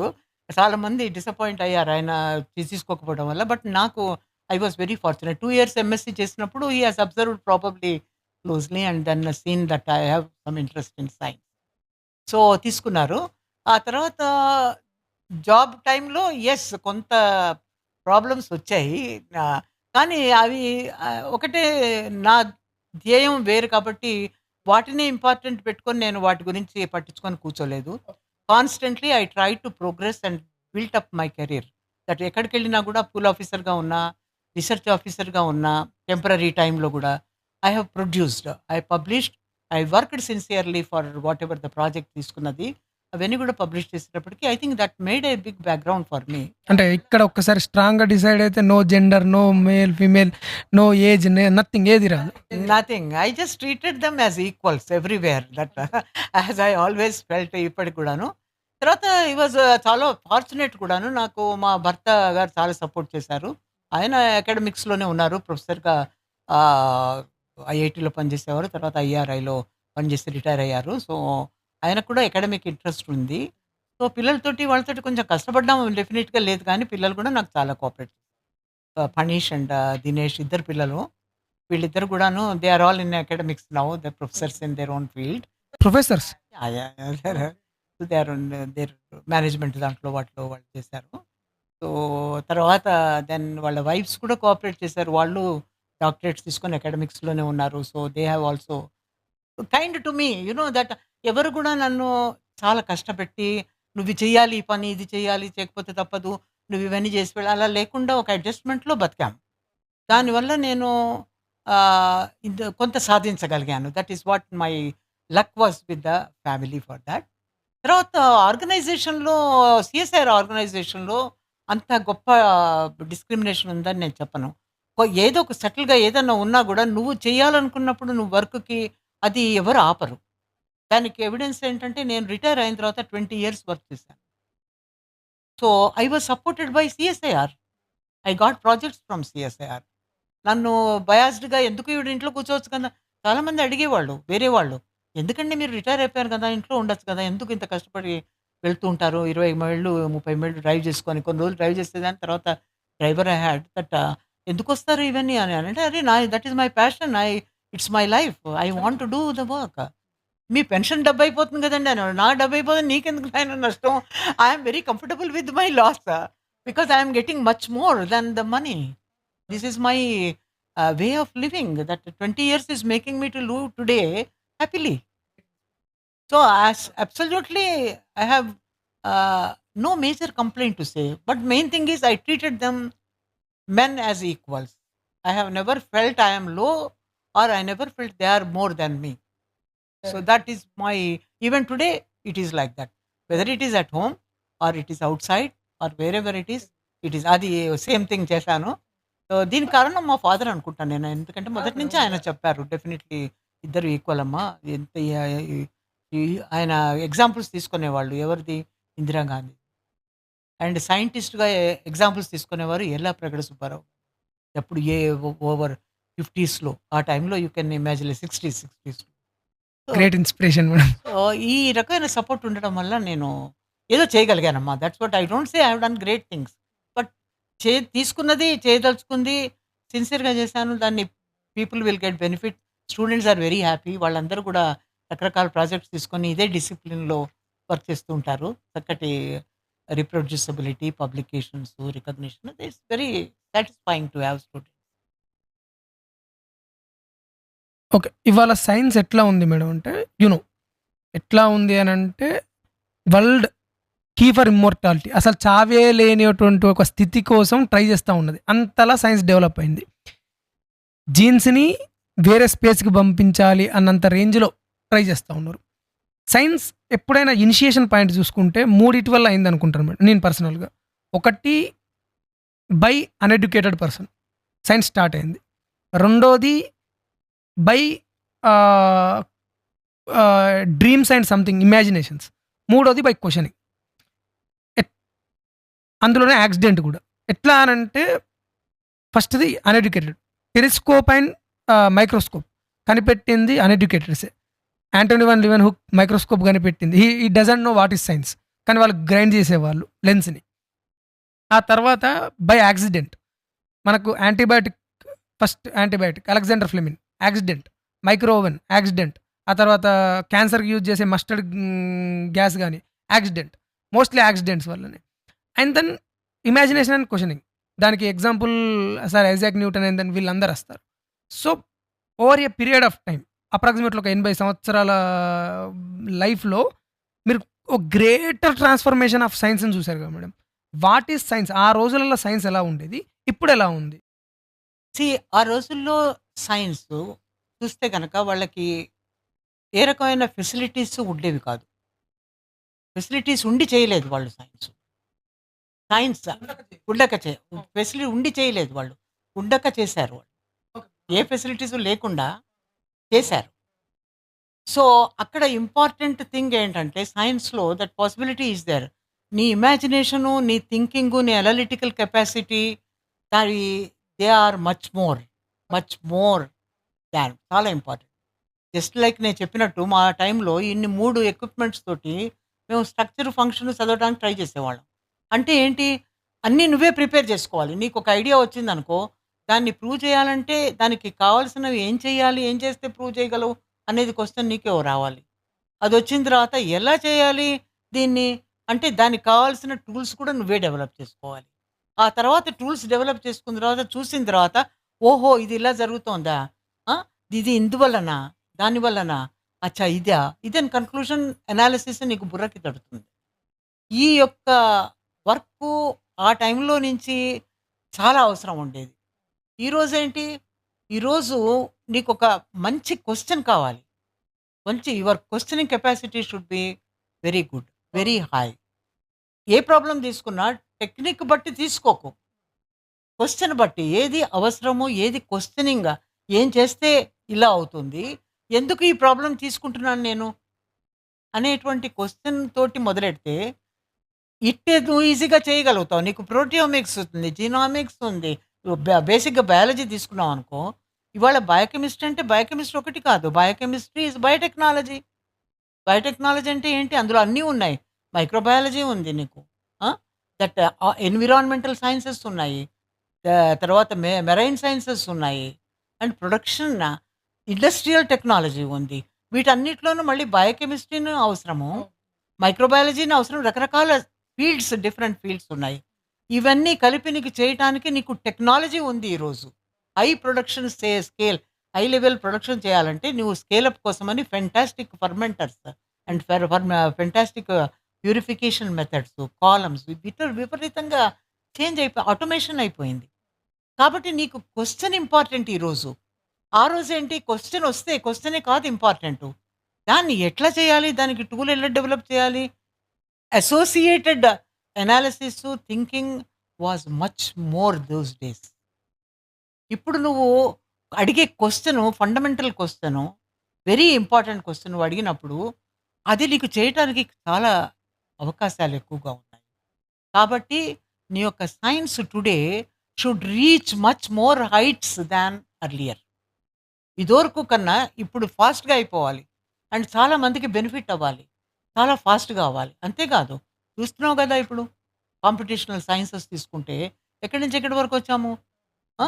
ఆర్టిఫిషియల్ ఇంటెలిజెన్స్‌లో చాలామంది మనుషులు చేయాల్సిన అవసరం లేనే లేదు. It is doing it for అటువంటప్పుడు మనుషులు ఊరికేనే కూర్చుంటారా? లేదు. You have to do much more. ఆ! Think of something else. Much more applications ఎలా చేయగలము? ఏ రకమైన ప్రాజెక్ట్స్ మనం ఇంటర్ డిసిప్లినరీవి తీసుకుంటే మనకి లాభం కలుగుతుంది. ఇప్పుడు ఇదివరకు సీక్వెన్స్ చేయాలంటే చాలా రోజులు పట్టేది. ఇప్పుడు ఫంక్షనల్ యాక్టివ్ సైట్ కనుక్కోవాలంటే ఇంపాసిబుల్. చాలా టైం పడుతుంది. కాన్ఫర్మేషన్ తెలీదు మనకి. స్ట్రక్చరల్ అనాలిసిస్ చేయాలి. తర్వాత బయో ఇన్ఫర్మేటిక్స్ వస్తుంది. ఎన్నో చేస్తావు. కానీ ఈ రోజున యూజింగ్ ఆర్టిఫిషియల్ ఇంటెలిజెన్స్‌లో వాళ్ళు దే ఆర్ టెల్లింగ్ యూ నీకు ఎక్కడెక్కడ ఫంక్షనల్ సైట్స్ ఉన్నాయి. ఏ ప్రోటీన్ ఫ్రాగ్మెంట్ తీసుకుంటే నీకు డ్రగ్‌గా ఉపయోగపడుతుంది. ఏ డ్రగ్‌కి ఇవన్నీ తెలుస్తున్నాయి కదా! అటువంటప్పుడు మనకి స్కోప్ ఎలా పెరిగిపోయిందో చూడు. టూల్ ఉన్నది కాబట్టి దాన్ని ఉపయోగించుకొని ఇంకా సివిలైజేషన్‌ని ట్రాన్స్‌ఫార్మ్ చేయడానికి హ్యుమానిటీని చివరికి ఏంటి what is the ultimate requirement మనకు కావాల్సిందేంటి? Humanity should get benefit from disease, from environment, from all sorts of things by technological production. Life should go on smoothly as much. ఇదివరకు 60 ఏళ్ళకి 59 ఏళ్ళకి 60 ఏళ్ళకి వెళ్ళిపోయేవాళ్ళు. అవును. ఇన్ ద 1980స్‌లో కూడా కొంచెం అలాగే ఉంటది. ఈరోజు even myself I am an example 80 ఏళ్ళు దాటాను. 82 ఏళ్ళు వచ్చాయి. ఎన్ని మెడిసిన్స్ ఎంత ట్రీట్మెంట్ ప్రోటోకాల్స్ మారిపోయినాయి. ఆ! ఎన్ని న్యూ డ్రగ్స్ కనిపెట్టాము. ఎన్ని స్కానింగ్ టెక్నాలజీస్ వచ్చేసాయి. Enormous development. జెనెటిక్ డిసీజెస్ ఎన్ని జెనెటిక్ డిసీజెస్ టుడే ముందరే స్క్రీన్ చేసుకోవచ్చు. ట్రీట్మెంట్ చేయొచ్చు. You can do stem cell transplantations ఇవన్నీ ఎక్కడున్నాయి? ఇదివరకు లేవు. ఇప్పుడున్నాయి. ఇవి ఉన్నాయి కాబట్టి ఇప్పుడు మనకి వీటికి సంబంధించిన వచ్చిన క్వెషన్స్‌ని సరైన పద్ధతిలో తీసుకొని అప్లికేషన్ ఓరియెంటెడ్‌గా రిసర్చ్ చేస్తే you will succeed. 100% there will be. మా ఫ్రెండ్ ఒకాయన మొన్న రీసెంట్‌గా పీహెచ్‌డీ ఎంట్రన్స్ రాస్తున్నప్పుడు అన్నాడు మేడం, ఇక మనం కనిపెట్టాల్సిందేముంది నో. ఆల్రెడీ అంతా sky is the limit. No question. అంతా ఐ డోంట్ కనిపెట్టారు. అగ్రీ. అయిపోయింది. ఇంక ఇప్పుడు ఏముంది? ఏం లేదు. కనిపెట్టాల్సింది అంతా కనిపెట్టారు అట్లా. No, no, no, not at all. That is very wrong way of looking. Sky is the limit for innovation, and you need inspiration and passion to do some things. ఇప్పుడు ఇంత సైన్స్‌కి నెహ్రూ గారి విజన్ వల్ల సైన్స్ ఇంత develop అయ్యి, ఇన్ని institutes develop అయ్యి, ఇంత గొప్ప చేస్తున్నప్పుడు యంగ్‌స్టర్స్ మీరు చాలా ఎక్కువ యాక్టివ్ పార్ట్ తీసుకొని, రైట్ క్వెషన్స్ తీసుకొని సొసైటీకి పనికొచ్చేటువంటివి చేస్తే మనకే కాదు ఇంటర్నేషనల్‌గా కూడా అందరికీ పనికొస్తుంది కదా! మళ్ళా అలాంటి డిస్కవరీస్ కదా మనం కరోనా వైరస్‌కి మనం అరణ్య వ్యాక్సిన్స్ ఎట్లా వచ్చాయి మనకి? సో దిస్ ఆల్ కమ్స్ ఆ ప్యాషన్ పెట్టుకొని, ఆ డెడికేషన్‌తో చేస్తే, ఆబ్జెక్టివ్ పెట్టుకొని మనం ఇది చెయ్యాలి అని అనుకుంటే చేయలేనిదంటూ ఈ రోజున కష్టం నన్నడిగితే. ఆ రోజున ఎంత కష్టమైనా మేము కష్టం అని అనుకోలేదు. చిన్న చిన్నవే చేసాం. పెద్ద పెద్దవి చేశానని నేను క్లెయిమ్ చేయడం లేదు నేను. కానీ చిన్నవి చేసినా కూడా ఇది కష్టం అని మేడం అవి చిన్నవి కావు మేడం. చాలా పెద్దవి. According to society and according to me madam. సొసైటీని మైండ్‌లో పెట్టుకున్నాం. తర్వాతనేమో హానెస్ట్‌గా చేసాం. I want to ask this. అంటే సైంటిస్ట్ అనగానే ఏంటి అని అంటే ఒకటి ఉంటుంది మేడం. ఇప్పుడు ఫర్ సపోజ్ ఆల్బర్ట్ ఐన్‌స్టీన్ అనగానే general theory of relativity, photo electric effect. Nikola Tesla అనగానే alternative current and wireless current మీద వర్క్ చేశారు. బట్ నాకు తెలిసినంత వరకు according to my knowledge there are 3 scientist in the world. ముగ్గురు ఉన్నారు. ఒకటి సర్ ఐజాక్ న్యూటన్. ఎందుకు అనంటే ఆయన ఆల్కెమీ నుంచి మొదలుపెట్టి ఆప్టిక్స్, ఆ తర్వాత క్యాలిక్యులస్, గ్రావిటీ, మోషన్ లాస్, ఆ తర్వాత ప్రిజమ్ని కనిపెట్టడం, టెలిస్కోప్ని ఇన్వెంట్ చేసిన టెలిస్కోప్ని మాడిఫై చేయడం, అట్లా there are n number of things sir Isaac Newton చేసిండు. ఆ తర్వాత ఒక్క ఈక్వేషన్, ఒక మ్యాథమెటికల్ ఈక్వేషన్ కనిపెడితేనే ఆయనను ద గ్రేట్ మ్యాథమెటిషియన్ అంటారు. అట్లాంటిది మన భారతీయుడు Srinivasa Ramanujan. He poured mathematics like anything else. ఇట్లా ధారబోసిండు మేడం మ్యాథమెటిక్స్‌ని. He is ultimate great person from Tamil Nadu. And then third person, ఆయన కూడా మన భారతీయుడు, మన తెలుగువాడు, మన కాకినాడకు సంబంధించిన వాడు, ఎల్లప్రగడ సుబ్బారావు. హీఈస్ ఎ బయోకెమిస్ట్. అసలు మెడిసిన్ హిస్టరీ తీసి ఒకసారి పుస్తకాలు ఓపెన్ చేస్తే ఒక ఇంత ఇంత బుక్ ఆయన గురించి రాయొచ్చు మేడం. అంత అసలు అన్ఫార్చునేట్లీ ఆయనకు నోబెల్ ప్రైజ్ రాలేదు. But he is far more behind the Nobel prize అనుకుంటాను madam. So you was the one who got inspired by Yellapragada Subbarao అని చెప్పి సో నాకు ఆయన బతుకున్నప్పుడు ఆయన కలవడం కానీ ఆయన గురించి ఎక్కువ తెలియడం కానీ నాకు అదృష్టం లేకపోయింది. కానీ ఆయన పోయిన తర్వాత మా నాన్నగారు ఇంట్లో ఎప్పుడు చెప్తుండేవారు, ఆయన గొప్ప సైంటిస్టు, వేరే కంట్రీకి వెళ్ళి ఉన్నారు, పోయారు ఇలాగా, ఆయనకి రికగ్నిషన్ లేదంటే అప్పుడు ఓహో అలాగా అని. అప్పటికి I was very young to understand that. ఆ తర్వాత then it was a great inspiring point. అంత కష్టపడి వెళ్ళాడు ఆయన, ఏంటి, ఎందుకు వెళ్ళినట్టు. అంటే ఆయన చనిపోయే టైంకి మీరు చాలా చిన్న. ఐ వాజ్ యంగ్ అంటే I was in schooling. So details ఆయన ఏం చేశాడు, గొప్ప వర్క్ అదంతా నాకేం తెలియదు అప్పుడు. Much I was not aware of that. కానీ మా నాన్నగారు పెట్టిన బుర్రలో ఆయన గురించి సైంటిస్టు, సైన్స్ అంటే చాలా గొప్పదనమాట, సైన్స్ చదువుకోవాలి అట్లా అని. ఈ ఉండనే ఉండేవి స్కూల్లో subjects. Science I was generally interested, not particularly great with that. But ఆ తర్వాత బీఎస్సీ చేసిన తర్వాత I really got interested in science. Science అంటే ల్యాబొరేటరీ ఎక్స్పెరిమెంటేషను, ఆ ఎవిడెన్స్ లేనిదే ఏది లాభం లేదు. సో ఆ ప్రాసెస్లో ఏంటంటే you have to be true to your self. ఏదైనా ఎక్స్పెరిమెంట్ చేసి దాన్ని బట్టి ఆధారం బట్టి చెప్తున్నావు కానీ జస్ట్ ఏదో అప్రాక్సిమేట్గా చెప్పడం, తర్వాత గాలిగా చెప్పడం అనేది సైన్స్లో లేదు. దానికి కావాలి, ఆధారం కావాలి. సో ఆ aspect of doing experimentation and proving things అనేది నాకు చాలా ఇంపార్టెంట్గా అనిపించింది. తర్వాత ఎల్లాప్రగడ సుబ్బారావు గారిది ఎంఎస్సీ చేస్తుంటే we have done phosphorus estimation. అప్పుడు కూడా Fiske Subbarao sir. So then I had some opportunity to know little bit more about ఏం చేశాడు ఈయన అని చెప్పి. ఆ తర్వాత దెన్ కంటిన్యూస్గా I was following things and all that. So చాలా అమేజింగ్ పర్సనాలిటీ ఆయన. ఆయన సింపుల్ అండ్ హంబుల్ అండ్ బయటికి చెప్పలేదు, ఎప్పుడు ఆయనకున్న కష్టం ఏమిటో చెప్పలేదు. చేయాల్సిన వర్క్ ఎంతో సిన్సియర్‌గా, ఎంతో ఉపయోగకరంగా కష్టపడి ఆయన అమెరికాకు వెళ్ళి, అక్కడ ఇంకా ఎక్కువ నేర్చుకుందామనే ఉద్దేశంతోటో, అద్భుతమైన రిసర్చ్ చేసి, ఇక్కడ షో ఆఫే లేదు. నాకు చేసినంత మాత్రాన ఇది నేను చేశానని ఆయన ఎప్పుడు చెప్పుకోకపోవడం వల్ల ఆయనకి రికగ్నిషను దొరికేది కొంత తగ్గిందని నా ఉద్దేశం. ఎందుకంటే ఆయన ఈ ఆల్వేస్ హంబుల్‌గానే ఉన్నారాయన. ఫిస్కీ సుబ్బారావుస్ మెథడ్ ఆయనే చేసిందంతా సుబ్బారావు గారే. కానీ ఫిస్కీ పేరు ఉంటుంది ఎక్కువగా. ఎందుకంటే బికాస్ ఆఫ్ దిస్ ఓన్లీ. ఈయన హంబుల్‌నెస్సు, ఈయన వ్యతిరేకించలేదు. నువ్వు కాదు కదా! నేనే గదా! అంతా చేసిందని. ఇవాళ రేపు ఏం చేయకపోయినా జనాలు దెబ్బలాడటానికొస్తారు నేను చేశానని. అలాంటిది ఆయన చేసినా కూడా ఎంతో హంబుల్‌గా, ఈజీ లేకపోవటం వల్ల సుబ్బారావు ఫిస్కీ అనరు. ఫిస్కీ సుబ్బారావు మెథడ్ అంటారు. సో ఎనీవే అదంతా వదిలేద్దాం. ఆయన చేసిన గొప్ప విశేషాలేంటంటే, ఎన్నో కాంపౌండ్స్ కనుక్కున్నారాయన. ఎన్నో యాంటీబయాటిక్స్ కనుక్కున్నారు. అవన్నీ కనుక్కోవడం వల్ల ఈ రోజు కూడా మనం చాలా బెనిఫిట్ దొరుకుతుంది. ఒక కాంపౌండ్ అంటే ఫోలిక్ యాసిడ్ కనుక్కున్నారాయన. ఫోలిక్ యాసిడ్ కూడా ఈవెన్ రీసెంట్‌లీ ఈ మధ్య కనుక్కున్నది ఏంటంటే, మేల్ ఫెర్టిలిటీకి అది ట్రీట్మెంట్ కింద పనికొస్తుందని చెప్పి. ఈ మధ్య కనుక్కున్నారు. ఫోలిక్ యాసిడ్ ఎప్పటినుంచో ఉంది. It is there that.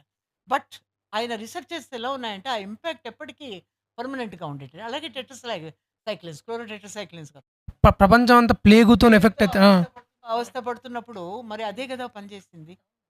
So చాలామంది సైంటిస్టులు ఏం బిలీవ్ చేస్తారంటే, ఆయన ఆ రోజు లేకపోతే ఈ రోజున మనం ఉండేవాళ్ళం కాదని. ఎందుకంటే the antibiotic is so powerful and the disease is so bad. So ఆ ట్రీట్మెంట్ వల్లనే కదా ఇంతమంది బతికి చేసింది. సో అది కనుక్కున్నారాయన. ఆ తర్వాత ఇథైల్ కార్బజోన్ అని అనదర్ కాంపౌండ్ డీఈసీ అంటారు. ఆ కాంపౌండ్ కనుక్కున్నారు ఆయన. అది ఎట్రజాన్ కనుక్కున్నారు. ఫైలేరియాసిస్ డిసీజెస్‌కి ఫైలేరియాస్ అంటే తెలుసు కదా! బోధకాలంటారు. చాలా ఇదైపోతుంది. అదొక ఫైలేరియల్ ఆర్గానిజం వల్ల వస్తుందది. సో, దానికి ట్రీట్మెంట్ ఆయన కనుక్కున్నారు. హెట్రజాన్ అది. అదే కాకుండా మిథోట్రెక్స్టేట్ ఇంకోటి కనుక్కున్నారు. క్యాన్సర్ ఈ రోజు కూడా క్యాన్సర్‌కి అది ఉపయోగిస్తారు. ఆయన వెళ్ళిపోయాడు. ఎప్పుడో వెళ్ళిపోయాడు. బట్ దెన్ ఆయన ప్రొడక్ట్స్ ఇన్ని ప్రొడక్ట్స్ ఒక్క ప్రొడక్ట్ రాగానే నోబెల్ ప్రైజ్ చాలా మందికి దొరికింది. ఇట్స్ నాట్ లైట్ వాళ్ళకి రాకూడదని కాదు. It is very justified. ఈయన గురించి ఇలా రాంగానే we get emotional about that అనమాట. ఇంత చేశారు ఆయన. He is an unsung hero కదా! ఎంత తెలీదు కూడా. ఎవరికి తెలవది. ఎవరికి తెలీదు. నా బాధ ఎక్కడంటే అక్కడ. యంగ్‌స్టర్స్‌కి everybody should know about this. Yellapragada Subbarao. Yellapragada Subbarao. Not for anything. ఆంధ్రుడని కాదు, కాకినాడని కాదు, ఎక్కడని కాదు. ఒక మనిషిగా ట్రూ సైంటిస్ట్‌గా అన్ని ప్రొడక్ట్స్ చేసి, ఆయన్ని ఉపయోగాలు పడుతూ మనం ఆయన ఎలా చేశాడని తెలుసుకోకపోవడం అనేది it's not correct. It is a great inspiration. And he gives the true meaning of a true scientist. అందులో డౌటే లేదు. కాబట్టి అండ్ తెలుగువాడని మనకి గర్వకారణం. డెఫినెట్‌లీ అందులో there is no doubt about that. Even I feel very proud. I will always tell that Andhra నుంచి వచ్చినారు ఆయన. నేను కూడా చెప్తాను అప్పుడప్పుడు నాకు తెలియని వాళ్ళకి. బట్ ఆయన గురించి అందరికి యంగ్‌స్టర్స్‌కి తెలియాలి. నన్ను అడిగితే వీడియోలు కూడా తీయాలి. ఆయన గురించి ప్రచారం చేస్తే బావుంటుంది. ఎంఎస్‌సి లెవెల్‌లో, బీఎస్‌సి లెవెల్‌లో వీళ్ళందరికీ తెలిసి అదొక గొప్ప ఇన్‌స్పిరేషన్ అమ్మ. Inspiration for that. That's how I got definitely inspired for continuing science with his knowledge about him. అందులో డౌట్. సో, లైఫ్‌ని అంటే జీవితాన్ని, జీవశాస్త్రాన్ని రెండిటిని చాలా దగ్గరగా చూసారు కదా madam. What is life according to you? అసలు లైఫ్ అంటే ఏంటి మేడం? మరి సీ నేను నేను గొప్పదాన్ని కాదు చెప్పడానికి. నా దృష్టిలో నా లెక్క ప్రకారం లైఫ్ అనేది ఒక గొప్ప ఆపర్చునిటీ. ఎక్స్‌ప్లోరేషన్‌కి ఆపర్చునిటీ. ఛాలెంజెస్ తీసుకొని చేయటం అనేది you get lot of knowledge about that. And తర్వాత మనల్ని మనం తెలుసుకోవడానికి ఒక గొప్ప అవకాశం ఉన్నది జీవితం అన్న మనల్ని మనం వాట్ ఈస్ దట్? మనల్ని మనం తెలుసుకోవటం. You define your self. అంటే, అంటే నన్ను నేను తెలుసుకోవటం అంటే అసలు ఈగో లేకుండా బయట పెడితే గనక నీలో ఉన్న మంచి, చెడు నీకే తెలుస్తాయి. ఈగో బయట పెట్టేసి నేను అనుకోవద్దు. నేను అనుకోకుండా నేను వేరుగా చూస్తుంటాను అనుకున్నాను థర్డ్ పర్సన్ కింద. నాలో ఉన్న మంచి, నాలో ఉన్న చెడు నాకు తెలుస్తుంది. అది నువ్వు కరెక్ట్ చేసుకుంటూ నీ జీవితాన్ని నడపగలిగితే అదొక భాగ్యం, అదొక అదృష్టం. అది అంతా సక్సెస్ అవుతుందని నేను చెప్పను. బట్ కొంత కాకపోతే కొంత డెఫినిట్‌గా అవుతుందన్న I want to ask this. అంటే ఈ క్వెషన్‌ని మాత్రం ఖచ్చితంగా ఒక సైంటిస్ట్‌ని అడగాలి మేడం. ఏంటి అనంటే, ఎప్పుడైతే సైన్స్ అనే దాంట్లోకి గాడ్ అనేది అంటే దేవుడు అనే ఒక ఆలోచన వస్తే science అక్కడితోనే ఆగిపోద్ది madam.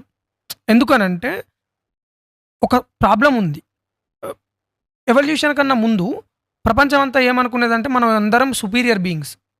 We was created by gods. దేవుడు అనేటోడు మనల్ని సృష్టించాడు అంతే. But once Charles Darwin theory of evolution వచ్చిన తర్వాత పర్స్పెక్టివ్ మారిపోయింది. మెడిసిన్ సైన్స్ అడ్వాన్స్ అయిపోయింది. జీనోమిక్స్ వచ్చినాయి బై మెండల్ ఆర్ సంథింగ్. అవన్నీ ఎవల్యూషన్లోకి డంప్ అయిపోయింది. తద్వారా సైన్స్ అనేది గ్లోరిఫై అయింది. హ్యూమన్ లైఫ్ క్వాలిటీ అనేది పెరిగిపోయింది. సో ఎప్పుడైతే సైన్స్ అనే దాంట్లోకి దేవుడు అనేది వస్తే అకార్డింగ్ టు మీ సైన్స్ కొంత ఏమైపోతుంది అని అంటే ఏదన్నా ఒక వండర్ఫుల్ లేదంటే కాంప్లెక్స్ అనే దాన్ని చూసినామంటే దీనికి కారణం దేవుడు అని చెప్పి ఆపేస్తాం. What is god according to you and దేవుని మీరు నమ్ముతారా? దేవుడిని నేను నమ్ముతాననే క్వెషన్ ఫస్ట్ అది. నమ్ముతానా అనే క్వెషన్ కదా! సో, దేవుడనేది I think it's a personal విషయం మోస్ట్‌లీ అనుకుంటా నేను. నమ్మకం. అదొక రకమైన నమ్మకం అని నా ఉద్దేశం. దేవుడు ఉన్నాడా లేని క్వెషన్ నేను I will not answer for that. దానికి కూడా ఇట్ ఈస్ ఓన్లీ నమ్మకాన్ని బట్టి ఉంటుంది. నా నమ్మకం ప్రకారం నన్ను అడిగితే truth is God. Okay. Truth is God. This is what I believe sincerely about that. ఇప్పుడు ఆ ట్రూత్‌ని తెలుసుకోవడానికి you use science. In a different way. ఇది నిజంగా ఉందా ఇలా లేదా అని చేయటానికి నువ్వు టెస్టులు చేయాలి. ఎవిడెన్స్ డెవలప్ చేయాలి. Okay. So that way science is also God. అవును. గ్రేట్. అంతే. సో ఇది నమ్మినప్పుడు నేను 100% సిన్సియర్‌గా చేయగలుగుతున్నట్టయితే, నాకు ఎటొచ్చి నువ్వు అడిగేదేంటంటే, గాడ్ అంటే ఒక విగ్రహం, ఒక ఇది పెట్టుకొని అలా చేయాలంటే నేను చేయను నేను. అదైతే నాకు అలవాటు లేదు మొదటి నుంచి కూడా. కానీ ట్రూత్ ఈజ్ గాడ్ అని డెఫినెట్‌లీ నమ్ముతాను. చేస్తున్న వాళ్ళని నేను ఎప్పుడు అది individual personal level of faith. That is what if I am having faith, truth is God అని అనుకున్నప్పుడు నాకు that truth only is God for me. But there are things మనం చేయలేనివి ఎన్నో ఉంటాయి. కాదని కాదు. దాన్ని తట్టుకోవడం కోసమని డిఫరెంట్ పాత్స్ తీసుకుంటారు డిఫరెంట్ పీపుల్. ఓకే. కొంతమంది ఒక విగ్రహారాధన చేసి లేకపోతే ఏదో నమ్మకాన్ని బట్టి చేసుకుంటే దానివల్ల పోతుంది అని అనుకుంటారు. అండ్ కొంతమంది just simple keeping yourself calm and cool and spirituality నమ్ముకొని పోతుంటే కనుక then you are calm for that one. ఇది తప్పు కాదు, ఇది రైట్ కాదు. ఎవరి పర్సనల్ నమ్మకం అనేది మనం డెఫినెట్‌గా చాలా రెస్పెక్ట్ చేసేటువంటి విషయం. అండ్ కాబట్టి నేను నమ్మేది basically truth is God. But be truthful to your self. ఇప్పుడు నాకు నన్నే మోసం చేసుకొని ఏదో చేస్తూ ఉంటే నా life is not meaningful to me. That I sincerely believe. అది సైన్స్ నేర్పించింది. ట్రూ టు యువర్ సెల్ఫ్ ఉండాలనేది సైన్స్ నేర్పించింది. ఎందుకంటే when you are doing all experiments, you are doing so sincerely and you are trying to see something which is there correctly ఉందనేది మనం చూస్తున్నప్పుడు నువ్వు ఇంకో రకంగా ఆలోచించడానికి ఎక్కువ నీకు టైం దొరకదు నీకు. కానీ అలా అని నేనే అన్నిట్లో చేస్తున్నానని అహంకారం ఉంది. అది మాత్రం తప్పకుండా ఉండకూడదు. It is not correct. ఏదో ఇన్ని పబ్లిష్ అయిపోయాయి కాబట్టి నేనేదో నో, నాట్ ఎట్ ఆల్. నాకు అవకాశం దొరికింది, నేను పబ్లిష్ చేశాను. That is what my view of that one. కొంతమందికి అవకాశాలు లేక చేయలేదు. ఎంతోమంది చేయలేకపోతున్నారు. కొంతమంది చేయగలుగుతున్నారు. That is something. అంతేగాని నేనే ఒక అహంకార భావం ఉండకూడదని నా ఉద్దేశం. సైన్స్‌ని పారామీటర్‌గా తీసుకొని, సైన్స్ అంటే ఏంటి మేడం? కంటిన్యూయస్ అబ్జర్వేషన్‌తోని, ఎక్స్‌పెరిమెంటేషన్‌తోని ఐదర్ ఒక సబ్జెక్ట్‌ని ప్రూవ్ ఆర్ డిస్‌ప్రూవ్ చేయాలి. దేవుడు అనే విషయం వచ్చేసేవరకి ఇటు ప్రూవ్ చేసిన సైంటిస్ట్ లేడు, ఇటు డిస్‌ప్రూవ్ చేసిన సైంటిస్ట్ లేడు. సో నమ్మడం ఎంత అమాయకత్వం, లేడని చెప్పడం కూడా అంతే. అది ఇట్స్ నాట్. నేను అనట్లేదు. అదే చెప్తున్నా కదా! I will never say anything about that part. Controversy నాకొద్దు అసలు. That's what is the thing. Because నా దగ్గర ఏ రకమైన ప్రూఫ్ గ్రేట్ మేడం. లేవు. నువ్వు అది చెప్పలేవు. అండ్ ఎవరి నమ్మకాన్ని కాదని నేను అన్నాను. మొదటే చెప్పాను నేను. ఎవరి నమ్మకం వాళ్ళది చాలా గొప్ప విశేషం. ఫెయిత్, ఏదో ఒక ఫెయిత్ ఉండడం అనేది, if I'm having truth is God అనే ఫెయిత్ నాకుంటే, అలాగే the other thing is God అని అదర్స్ అనుకుంటుంటే నాకేంటి మధ్యలో why I should feel but that one. కొందరు అహం బ్రహ్మాస్మి, నేనే I'm no, I don't believe in that. అర్థం కాలేదు మేడం. అంటే nobody is for them self. అంటే నేనే అన్ని చేస్తున్నాను అనేటువంటి అహంకారం. అట్లా నో కదా మేడం. దేవుడు మన లోపటనే ఉన్నాడని చెప్పి నమ్ముతారు madam. I believe in that concept. ఎందుకనంటే దెర్ ఇస్ అంటే యూ నో అబౌట్ కాన్షియస్నెస్ కాడికి వస్తే బ్రెయిన్ యాక్టివిటీ ఉంటుంది. ఇప్పుడు ఐఎమ్ సీయింగ్ యూ, నా లోపలికి ఫోటాన్స్ వెళ్ళి బ్రెయిన్ యాక్టివిటీ జరుగుతుంది, స్మెల్ వస్తుంది, లోపలికి ఎలక్ట్రికల్ సిగ్నల్ వెళ్తుంది. పడుకున్న తర్వాత కూడా సేమ్ స్మెల్ రాగానే లోపలికి ఎలక్ట్రికల్ యాక్టివిటీ వెళ్తుంది, బ్రెయిన్ యాక్టివిటీ స్టిల్ దేర్. కోమాలో ఉన్న బ్రెయిన్ యాక్టివిటీ స్టిల్ దేర్. మనకు అనస్థీషియా ఇచ్చిన brain activity still there. Yellapragada Subbarao garu ఒక ఎక్స్పెరిమెంట్ చేస్తారు మేడం. ఏంటి అని అంటే, ఒక ప్లాంట్ని డైరెక్ట్ తీసి పక్కకు పెడతారు, మొక్కను పెట్టిన తర్వాత చూస్తారు. ఆ తర్వాత ఇంకో ప్లాంట్కి ఏం చేస్తారంటే, ఆ ప్లాంట్కి అనస్థీషియా ఇచ్చి పీకి పక్కన పెడతారు. పక్కన పెట్టి పక్కన నాటుతారన్నమాట. అనస్థీషియా ఇవ్వందేమో వాడిపోద్ది, అనస్థీషియా ఇచ్చిందేమో అట్నే హెల్తీగా ఉంటుంది. సో అనస్థీషియా అనేది ఒక రకంగా ఎట్లా అనంటే కాన్షియస్ని ఆల్టర్ చేస్తుంది, alter state of consciousness. So who are you, Ramana Maharshi అంటారు కదా madam, who are you, who you are. భగవద్గీతలో శ్రీకృష్ణుడు చెప్పడానికి ట్రై చేస్తారు, హూ యు ఆర్, అసలు నువ్వు అంటే ఏంటి. So you are not the body, you are not the brain. మరి who are you? So mathematical equation or mathematical formula లేదు కాన్షియస్నెస్కి. సో ఇప్పుడు క్వశ్చన్ రైజ్ అయింది. I want ask you this ఏంటి అని అంటే మీ పాయింట్ ఆఫ్ వ్యూలో వాట్ ఈస్ కాన్షియస్నెస్? అసలు కాన్షియస్నెస్ అంటే ఏంటి మేడం? It is simple.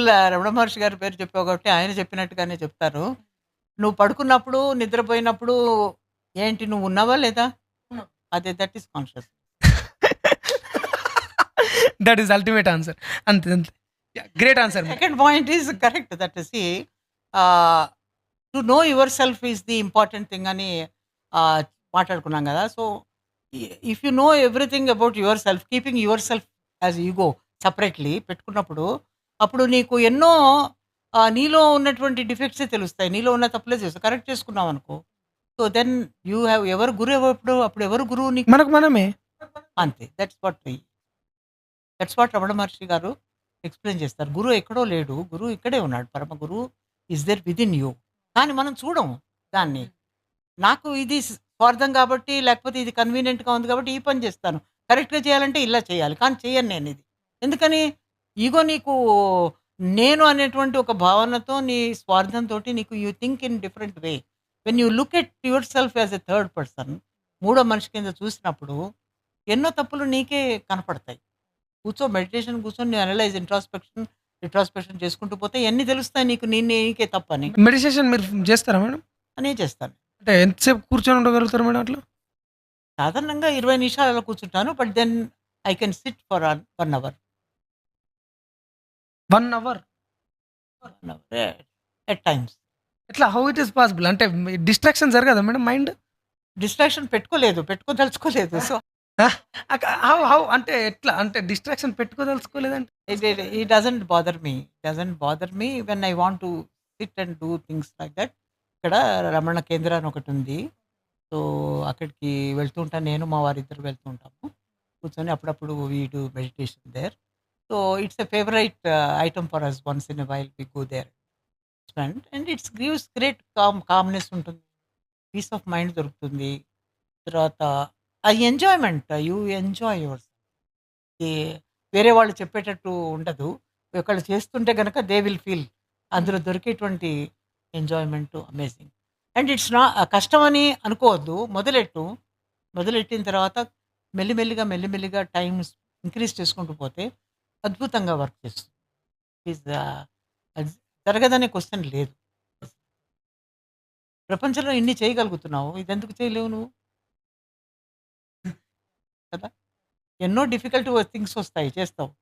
ఇక్కడ ఖాళీ కూర్చొని కాసేపు నువ్వు నీ మనసుని ఖాళీగా కూర్చోవడం it's far more complex madam. ఎందుకు అంత కాంప్లెక్స్ అంటున్నా అంటే మేడం లైక్ మీరు ఎక్కువ ప్రాసెస్ ఆఫ్ రెస్పిరేషన్ మీద, లంగ్స్ మీద వర్క్ చేశారు కదా. ప్రపంచంలో ఎట్లా అని అంటే ఏన్షియంట్ పీపుల్ నుంచి అలా మొదలు పెడితే ఇప్పటి వరకు breath is something which is very complex.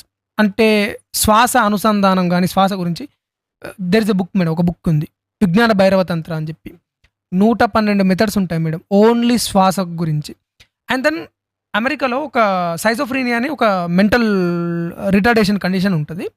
ఆ కండిషన్కి ఎట్లా అంటే ఎర్లియర్ డేస్ లోపల ఎల్ఎస్డి అని ఒక కెమికల్ ఇచ్చారు. అమెరికన్ గవర్నమెంట్ ఏం చేసిందంటే ఆ ఎల్ఎస్డిని బ్యాన్ చేసింది.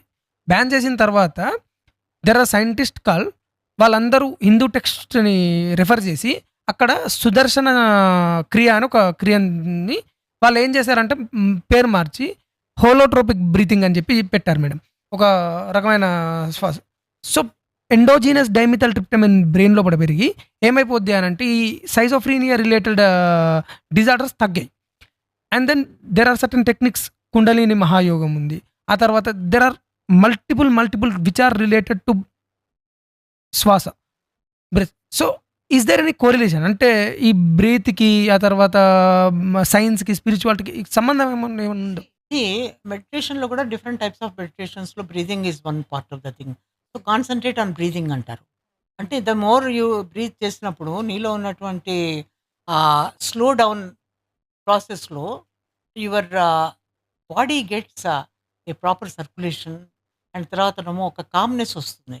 కామ్నెస్ రాగానే నీకు థింకింగ్ కెపాసిటీ ఎక్కువ అవుతుంది. కోపంగా ఉన్నాం అనుకో, నీకు బ్లడ్ ప్రెషర్ పెరిగిపోతుంది. ఒకళ్ళ చూస్తే ఎందుకు కోపం వచ్చింది, నీకు బ్లడ్ ప్రెషర్ పెరిగిపోతుంది, నీ ఆలోచన విధానం తగ్గిపోతుంది. సో, వెన్ వీఆర్ కామ్‌గా ఉన్నప్పుడు మనకి కామ్‌నెస్ అనేది బ్రీతింగ్‌కి, కామ్ చేయటానికి, బ్లడ్ ప్రెషర్‌కి కొరిలేషన్స్ ఉన్నాయి. ఉన్నాయి. అంతెందుకు సరే ఈవెన్ ఇన్ ఆహ్, బ్రెయిన్ సంబంధించినటువంటి scanning, thoughts, effect of music on brain, effect of meditation on brain ఇలాంటివి చాలా ఎక్స్పెరిమెంటేషన్ చేసి సైంటిఫిక్‌గా ప్రూవ్ చేసినటువంటి కొన్ని స్కాన్స్ అవన్నీ ఉన్నాయి. బట్ ఏది కూడా పర్ఫెక్ట్‌గా ఇదే అని చెప్పలేము. బట్ ఎవిడెన్సెస్ సంపాదిస్తున్నారు. సైన్స్‌కి కొరిలేషన్ ఉంది. జరుగుతోందనేది. ఈ బ్రీతింగ్ వల్ల definitely it is useful to make calmness ఒకటొచ్చేస్తుంది. కామ్‌నెస్ రాంగానే బాడీలో సిస్టమ్ అంతా కొంచెం మారిపోతుంది. బ్లడ్ ప్రెషర్ మోడ్ తగ్గిపోతుంది. ఆటోమేటిక్‌గా అది తగ్గిపోతుంది. That's so it's connected with the metabolism. Music కూడా కూడా మ్యూజిక్ కూడా it is a great it has got great effect on mind. That different frequencies of music, different types of music కూడాను it has got మంచి effect on brain. Effect on brain. చాలా experimentations and music therapy is there. People reported music therapy. So, ఇలాంటి అది కూడా చూడు music అని again music కూడా is also concerned with the spirituality. ఎంతో కనెక్షన్స్ ఉంటాయి. సామవేదం అది ఎలా ఉంటుంది అలాగే ఉంటుంది కదా! ఎన్ని వేదాలు చదువుతుంటే అదొక రకమైనటువంటి సంగీతం గురించి చాలా ఉంటది మేడం సామవేదం. మ్యూజిక్ ఎఫెక్ట్ అవుతుంది. మీరింకా సైన్స్ మీద ఇంకా యూ ఆర్ స్టిల్ క్రేవింగ్ అని చెప్పి అనిపిస్తుంది madam. What is your interest right now? అసలు దేని మీద వర్క్ చేస్తున్నారు? అసలు ఇంట్రెస్ట్ ఇప్పుడు దేని మీద ఉంది మేడం? నేను ఇప్పుడు పర్టిక్యులర్‌లీ రిసర్చ్‌లో ఎక్స్‌పెరిమెంట్స్ చేసి ల్యాబ్‌లో అదంతా లేదు. Because I don't have a lab. Neither ఆ రకమైనటువంటి వెళ్ళే ఓపికను, కాళ్ళకి ప్రాబ్లమ్ ఉండడం వల్ల కొంచెం లిమిటేషన్స్ ఉన్నాయి. తర్వాత ప్రాజెక్ట్స్ కూడా తీసుకోలేదు. అందుకే తీసుకోమన్నా గానీ తీసుకోలేదు. వదిలేసాను. కానీ నాకు interest in science is constantly it's a passion for me. It's a passion. మా స్టూడెంట్స్ చేసే వర్క్ అంతా చూస్తూ ఉంటాను. ఏం చేస్తున్నారు? ఇలాగ ఏం పబ్లిష్ చేస్తున్నారు? ఇది పిలిచి మాట్లాడుతూ ఉంటాం. డిస్కస్ చేస్తూ ఉంటాం. అలాగే వాట్ ఆర్ ద డెవలప్‌మెంట్స్ అందులోనూ ఇంట్రెస్ట్ ఉంది. తర్వాత ఇక్కడి నుంచే నేను ఉస్మానియా యూనివర్సిటీ నుంచి చదివాను కాబట్టి నాకు లక్కీగా డాక్టర్ కరుణ గాని, మంజుల గాని, తర్వాతనేమో డాక్టర్ వెంకటేశ్వర్లు వీళ్ళందరితోటి మళ్ళీ నాకు కలుసుకునేటువంటి అవకాశం దొరుకుతోంది. డిపార్ట్మెంట్‌కెళ్ళటం అదొక గొప్ప హ్యాపీనెస్ ఫర్ మీ. అండ్ వాళ్ళతో మాట్లాడడం, వాళ్ళకేదైనా చేయగలిగితే నేను తప్పకుండా చేద్దామని నాకు ఉద్దేశ్యం. ఏ రకంగా హెల్ప్ చేయాలన్నా గానీ that to interaction with the students, suggestion of the projects కానీ వాళ్ళకి. ఆ రకంగా నేను I can do a lot of help for them. So, ఆ రకంగా science is kept still alive in my mind. No problem. నా దాంట్లోనే అప్డేట్స్ ఉంటాయి గదా! కొంతమంది వేరే వాళ్ళు కంటిన్యూ చేస్తున్నారు నా వర్క్‌ని. What is the progress in that? What they have done? So, ఇవన్నీ చూస్తూ ఉంటాను. These things I keep looking at it. తర్వాత music is also one of the things for my passion. So, music వినడం అనేది తర్వాత కొంత పాడుకుంటాను. కొంత బ్యాక్‌గ్రౌండ్ ఉంది కాబట్టి I come from a music family. So, అక్కడ ఆపింది మళ్ళీ ఇప్పుడు స్టార్ట్ అప్పుడు చిన్నప్పుడు నేర్చుకొని వదిలేసింది. కరోనా టైంలో ఐ హాడ్ ఆపర్చునిటీ. సో, మళ్ళీ రికవర్ చేసుకొని regularly I sing 2-3 days in a week at least పాడుకుంటూ ఉంటాను. I have got a good violinist. So, మేమిద్దరం కూర్చొని పాడుకుంటూ ఉంటాం. So, that's great enjoyment. And I also like to learn new languages. So, Spanish ఒకటి చదువుకుంటూ ఉంటాను. So, I like it very much. గత 10, 12 ఏళ్ల నుంచి ఐ వాస్ కంటిన్యూ. మిమ్మల్ని చూస్తుంటే అనిపిస్తుంది madam. Life is a process of learning అని చెప్పి. ముందరే చెప్పా కదా! Exploration, learning and enjoy. And it's not simple that you enjoy also that. Similarly సైన్స్‌లో గూడా ఒకటి చెప్పదలుచుకున్నాను ఏంటంటే good beautiful work, very good standard work, useful work and then you do such a work you go for a patenting and then publish, then you prosper. ఇది doctor R A Mashelkar మాకు ఏళ్ల తరబడి ముందర ఒకసారి అడ్వైస్ చెప్పారు. సిఎస్ఆర్‌లో that was the motto of the thing. సరే ఊరికే వర్క్ చేయటం కాదు, ఊరికే పబ్లిష్ చేస్తే అది it's not like that. Technology కూడా డెవలప్ చేయాలి. కాబట్టి when question of technology comes you patent, you work such a thing, beautiful work which has got a patentability. అంత డెప్త్‌గా వెళ్ళి అంత యూనిక్‌గా ప్రోడక్ట్ ఓరియెంటెడ్ చేసుకున్నట్టయితే basic research can be translatable. కాబట్టి ప్రోడక్ట్ చేయటం అంతవరకు వచ్చినప్పుడు పేటెంట్ చేస్తావు. పేటెంట్ చేసినప్పుడు there is a great possibility for prosperity because you give that thing to industry and get the transfer technology and sell the product and all that. Though ఈ process మన కంట్రీలో అంత ఈజీగా లేకపోయినా నా జీవిత కాలంలో మీరు యంగ్‌స్టర్స్ కాబట్టి మీకు తప్పకుండా దీనికి చాలా అవకాశాలుంటాయి. Because you can be entrepreneurs. మా రోజుల్లో అది భయం ఉండేది మాకు. ఎంటర్‌ప్రెన్యూర్‌గా కానీ ఈ రోజుల్లో మీకు అన్ని ఆపర్చునిటీస్ ఉన్నాయి. మీరు బయోకెమిస్ట్రీ చేసి ఏ సైన్స్ అయినా చేసి తీసుకున్న తర్వాత మీరు you can ask for fund. ఫండ్‌కి అన్ని ఆపర్చునిటీస్ ఉన్నాయి మీకు. మెనీ ఆర్గనైజేషన్స్ ఉన్నాయి. Government supports. Lot of things are there కాబట్టి తప్పకుండా మీరు you should take exploratory science and look into PPPs. Work, you patent, you publish and you prosper. Norway project ఏంటి madam? ఈ రీసెర్చ్ అంతా చేస్తున్నప్పుడు రిటైర్ అయిపోయిన తర్వాత నాకు ఒక ఇండస్ట్రీ కన్సల్టేషన్ ఆపర్చునిటీ దొరికింది. ఎందుకంటే ప్రోటీన్ మీద నేను చేశాను వర్క్ కాబట్టి. వాళ్ళ ఆ కంపెనీ ఏంటంటే వాళ్ళు సాల్మన్ ప్రోటీన్ తీసుకొని ప్రోటీన్ న్యూట్రిషనల్ డెఫిషియన్సీ ఉన్న చిల్డ్రన్‌కి యూజ్‌ఫుల్ ప్రొడక్ట్ కింద చేయాలని ఒక ప్రపోజల్ అన్నమాట for that. There research work was that. So, it was a Norwegian company. So, దానికి నేను వాళ్ళకి అడ్వైస్ చేసి బిస్కెట్స్ కిందను తర్వాతనేమో డ్రింక్ కిందను తయారు చేసి క్లినికల్ ట్రయల్స్‌కి హెల్ప్ చేశాను. So, the product was very well received and they have later on sold అనమాట. దీన్ని అంటే బిస్కెట్స్‌లో ఆ సర్టెన్ ప్రోటీన్ ఉంటది. High protein, protein, high quality high quality protein ఉంటది. ఆ ప్రోటీన్ బ్లడ్ బిస్కెట్స్ కింద తయారు చేసి ఆ ప్రోటీన్ ఇంక్లూడ్ చేసి బిస్కెట్స్ కింద ఎడిబుల్‌గా అనమాట. తినడానికి వీలు ఉండాలి. ఉట్టి ప్రోటీన్ పౌడర్ తినమంటే ఎవరు తింటారు? అది తినడానికి బావుండదు. సో, పిల్లలు ముఖ్యంగా వాళ్ళకి nutritional anaemias, nutritional deficiency, under nourished children ఉంటారు చూడు.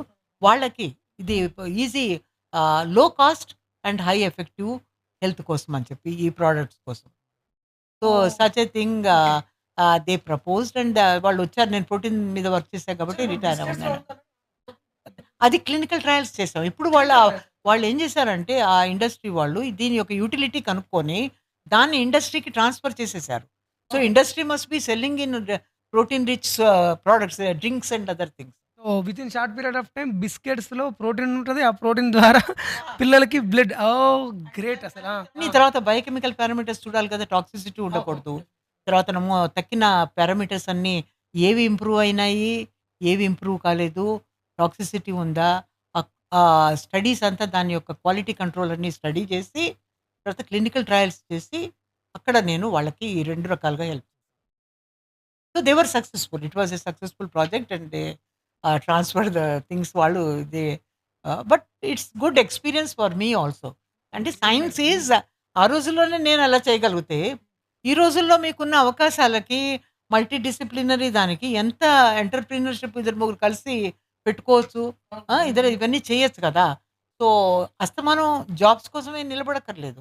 పీపుల్ క్యాన్ డూ ఎన్ని వర్సటైల్ థింగ్స్ చేసుకోవచ్చని నా ఉద్దేశం. అండ్ మీది పవర్ హౌసెస్.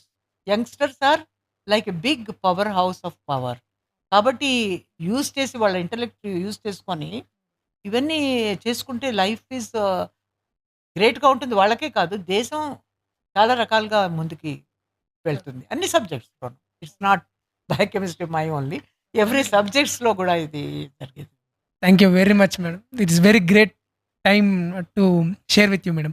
అంటే నేను చెప్పాను కదా మేడం, ఎట్లా అనంటే this is like very big day in my life అని చెప్పి ఫుల్‌ఫిల్ అయినట్టు అనిపించింది madam. Thank you very much. And also I want to tell you, ఈ 2 దీపాలు కూడా నాకు ఎల్‌కే రామచంద్రన్ గారు పెళ్ళప్పుడు గిఫ్ట్ ఇచ్చారు. So, I just incidentally they are here. I remember my Guruji all the time that he taught a lot of things. And biochemistry డిపార్ట్మెంట్‌ని centre for excellence చేశారు ఆయన with lot of funding and all that.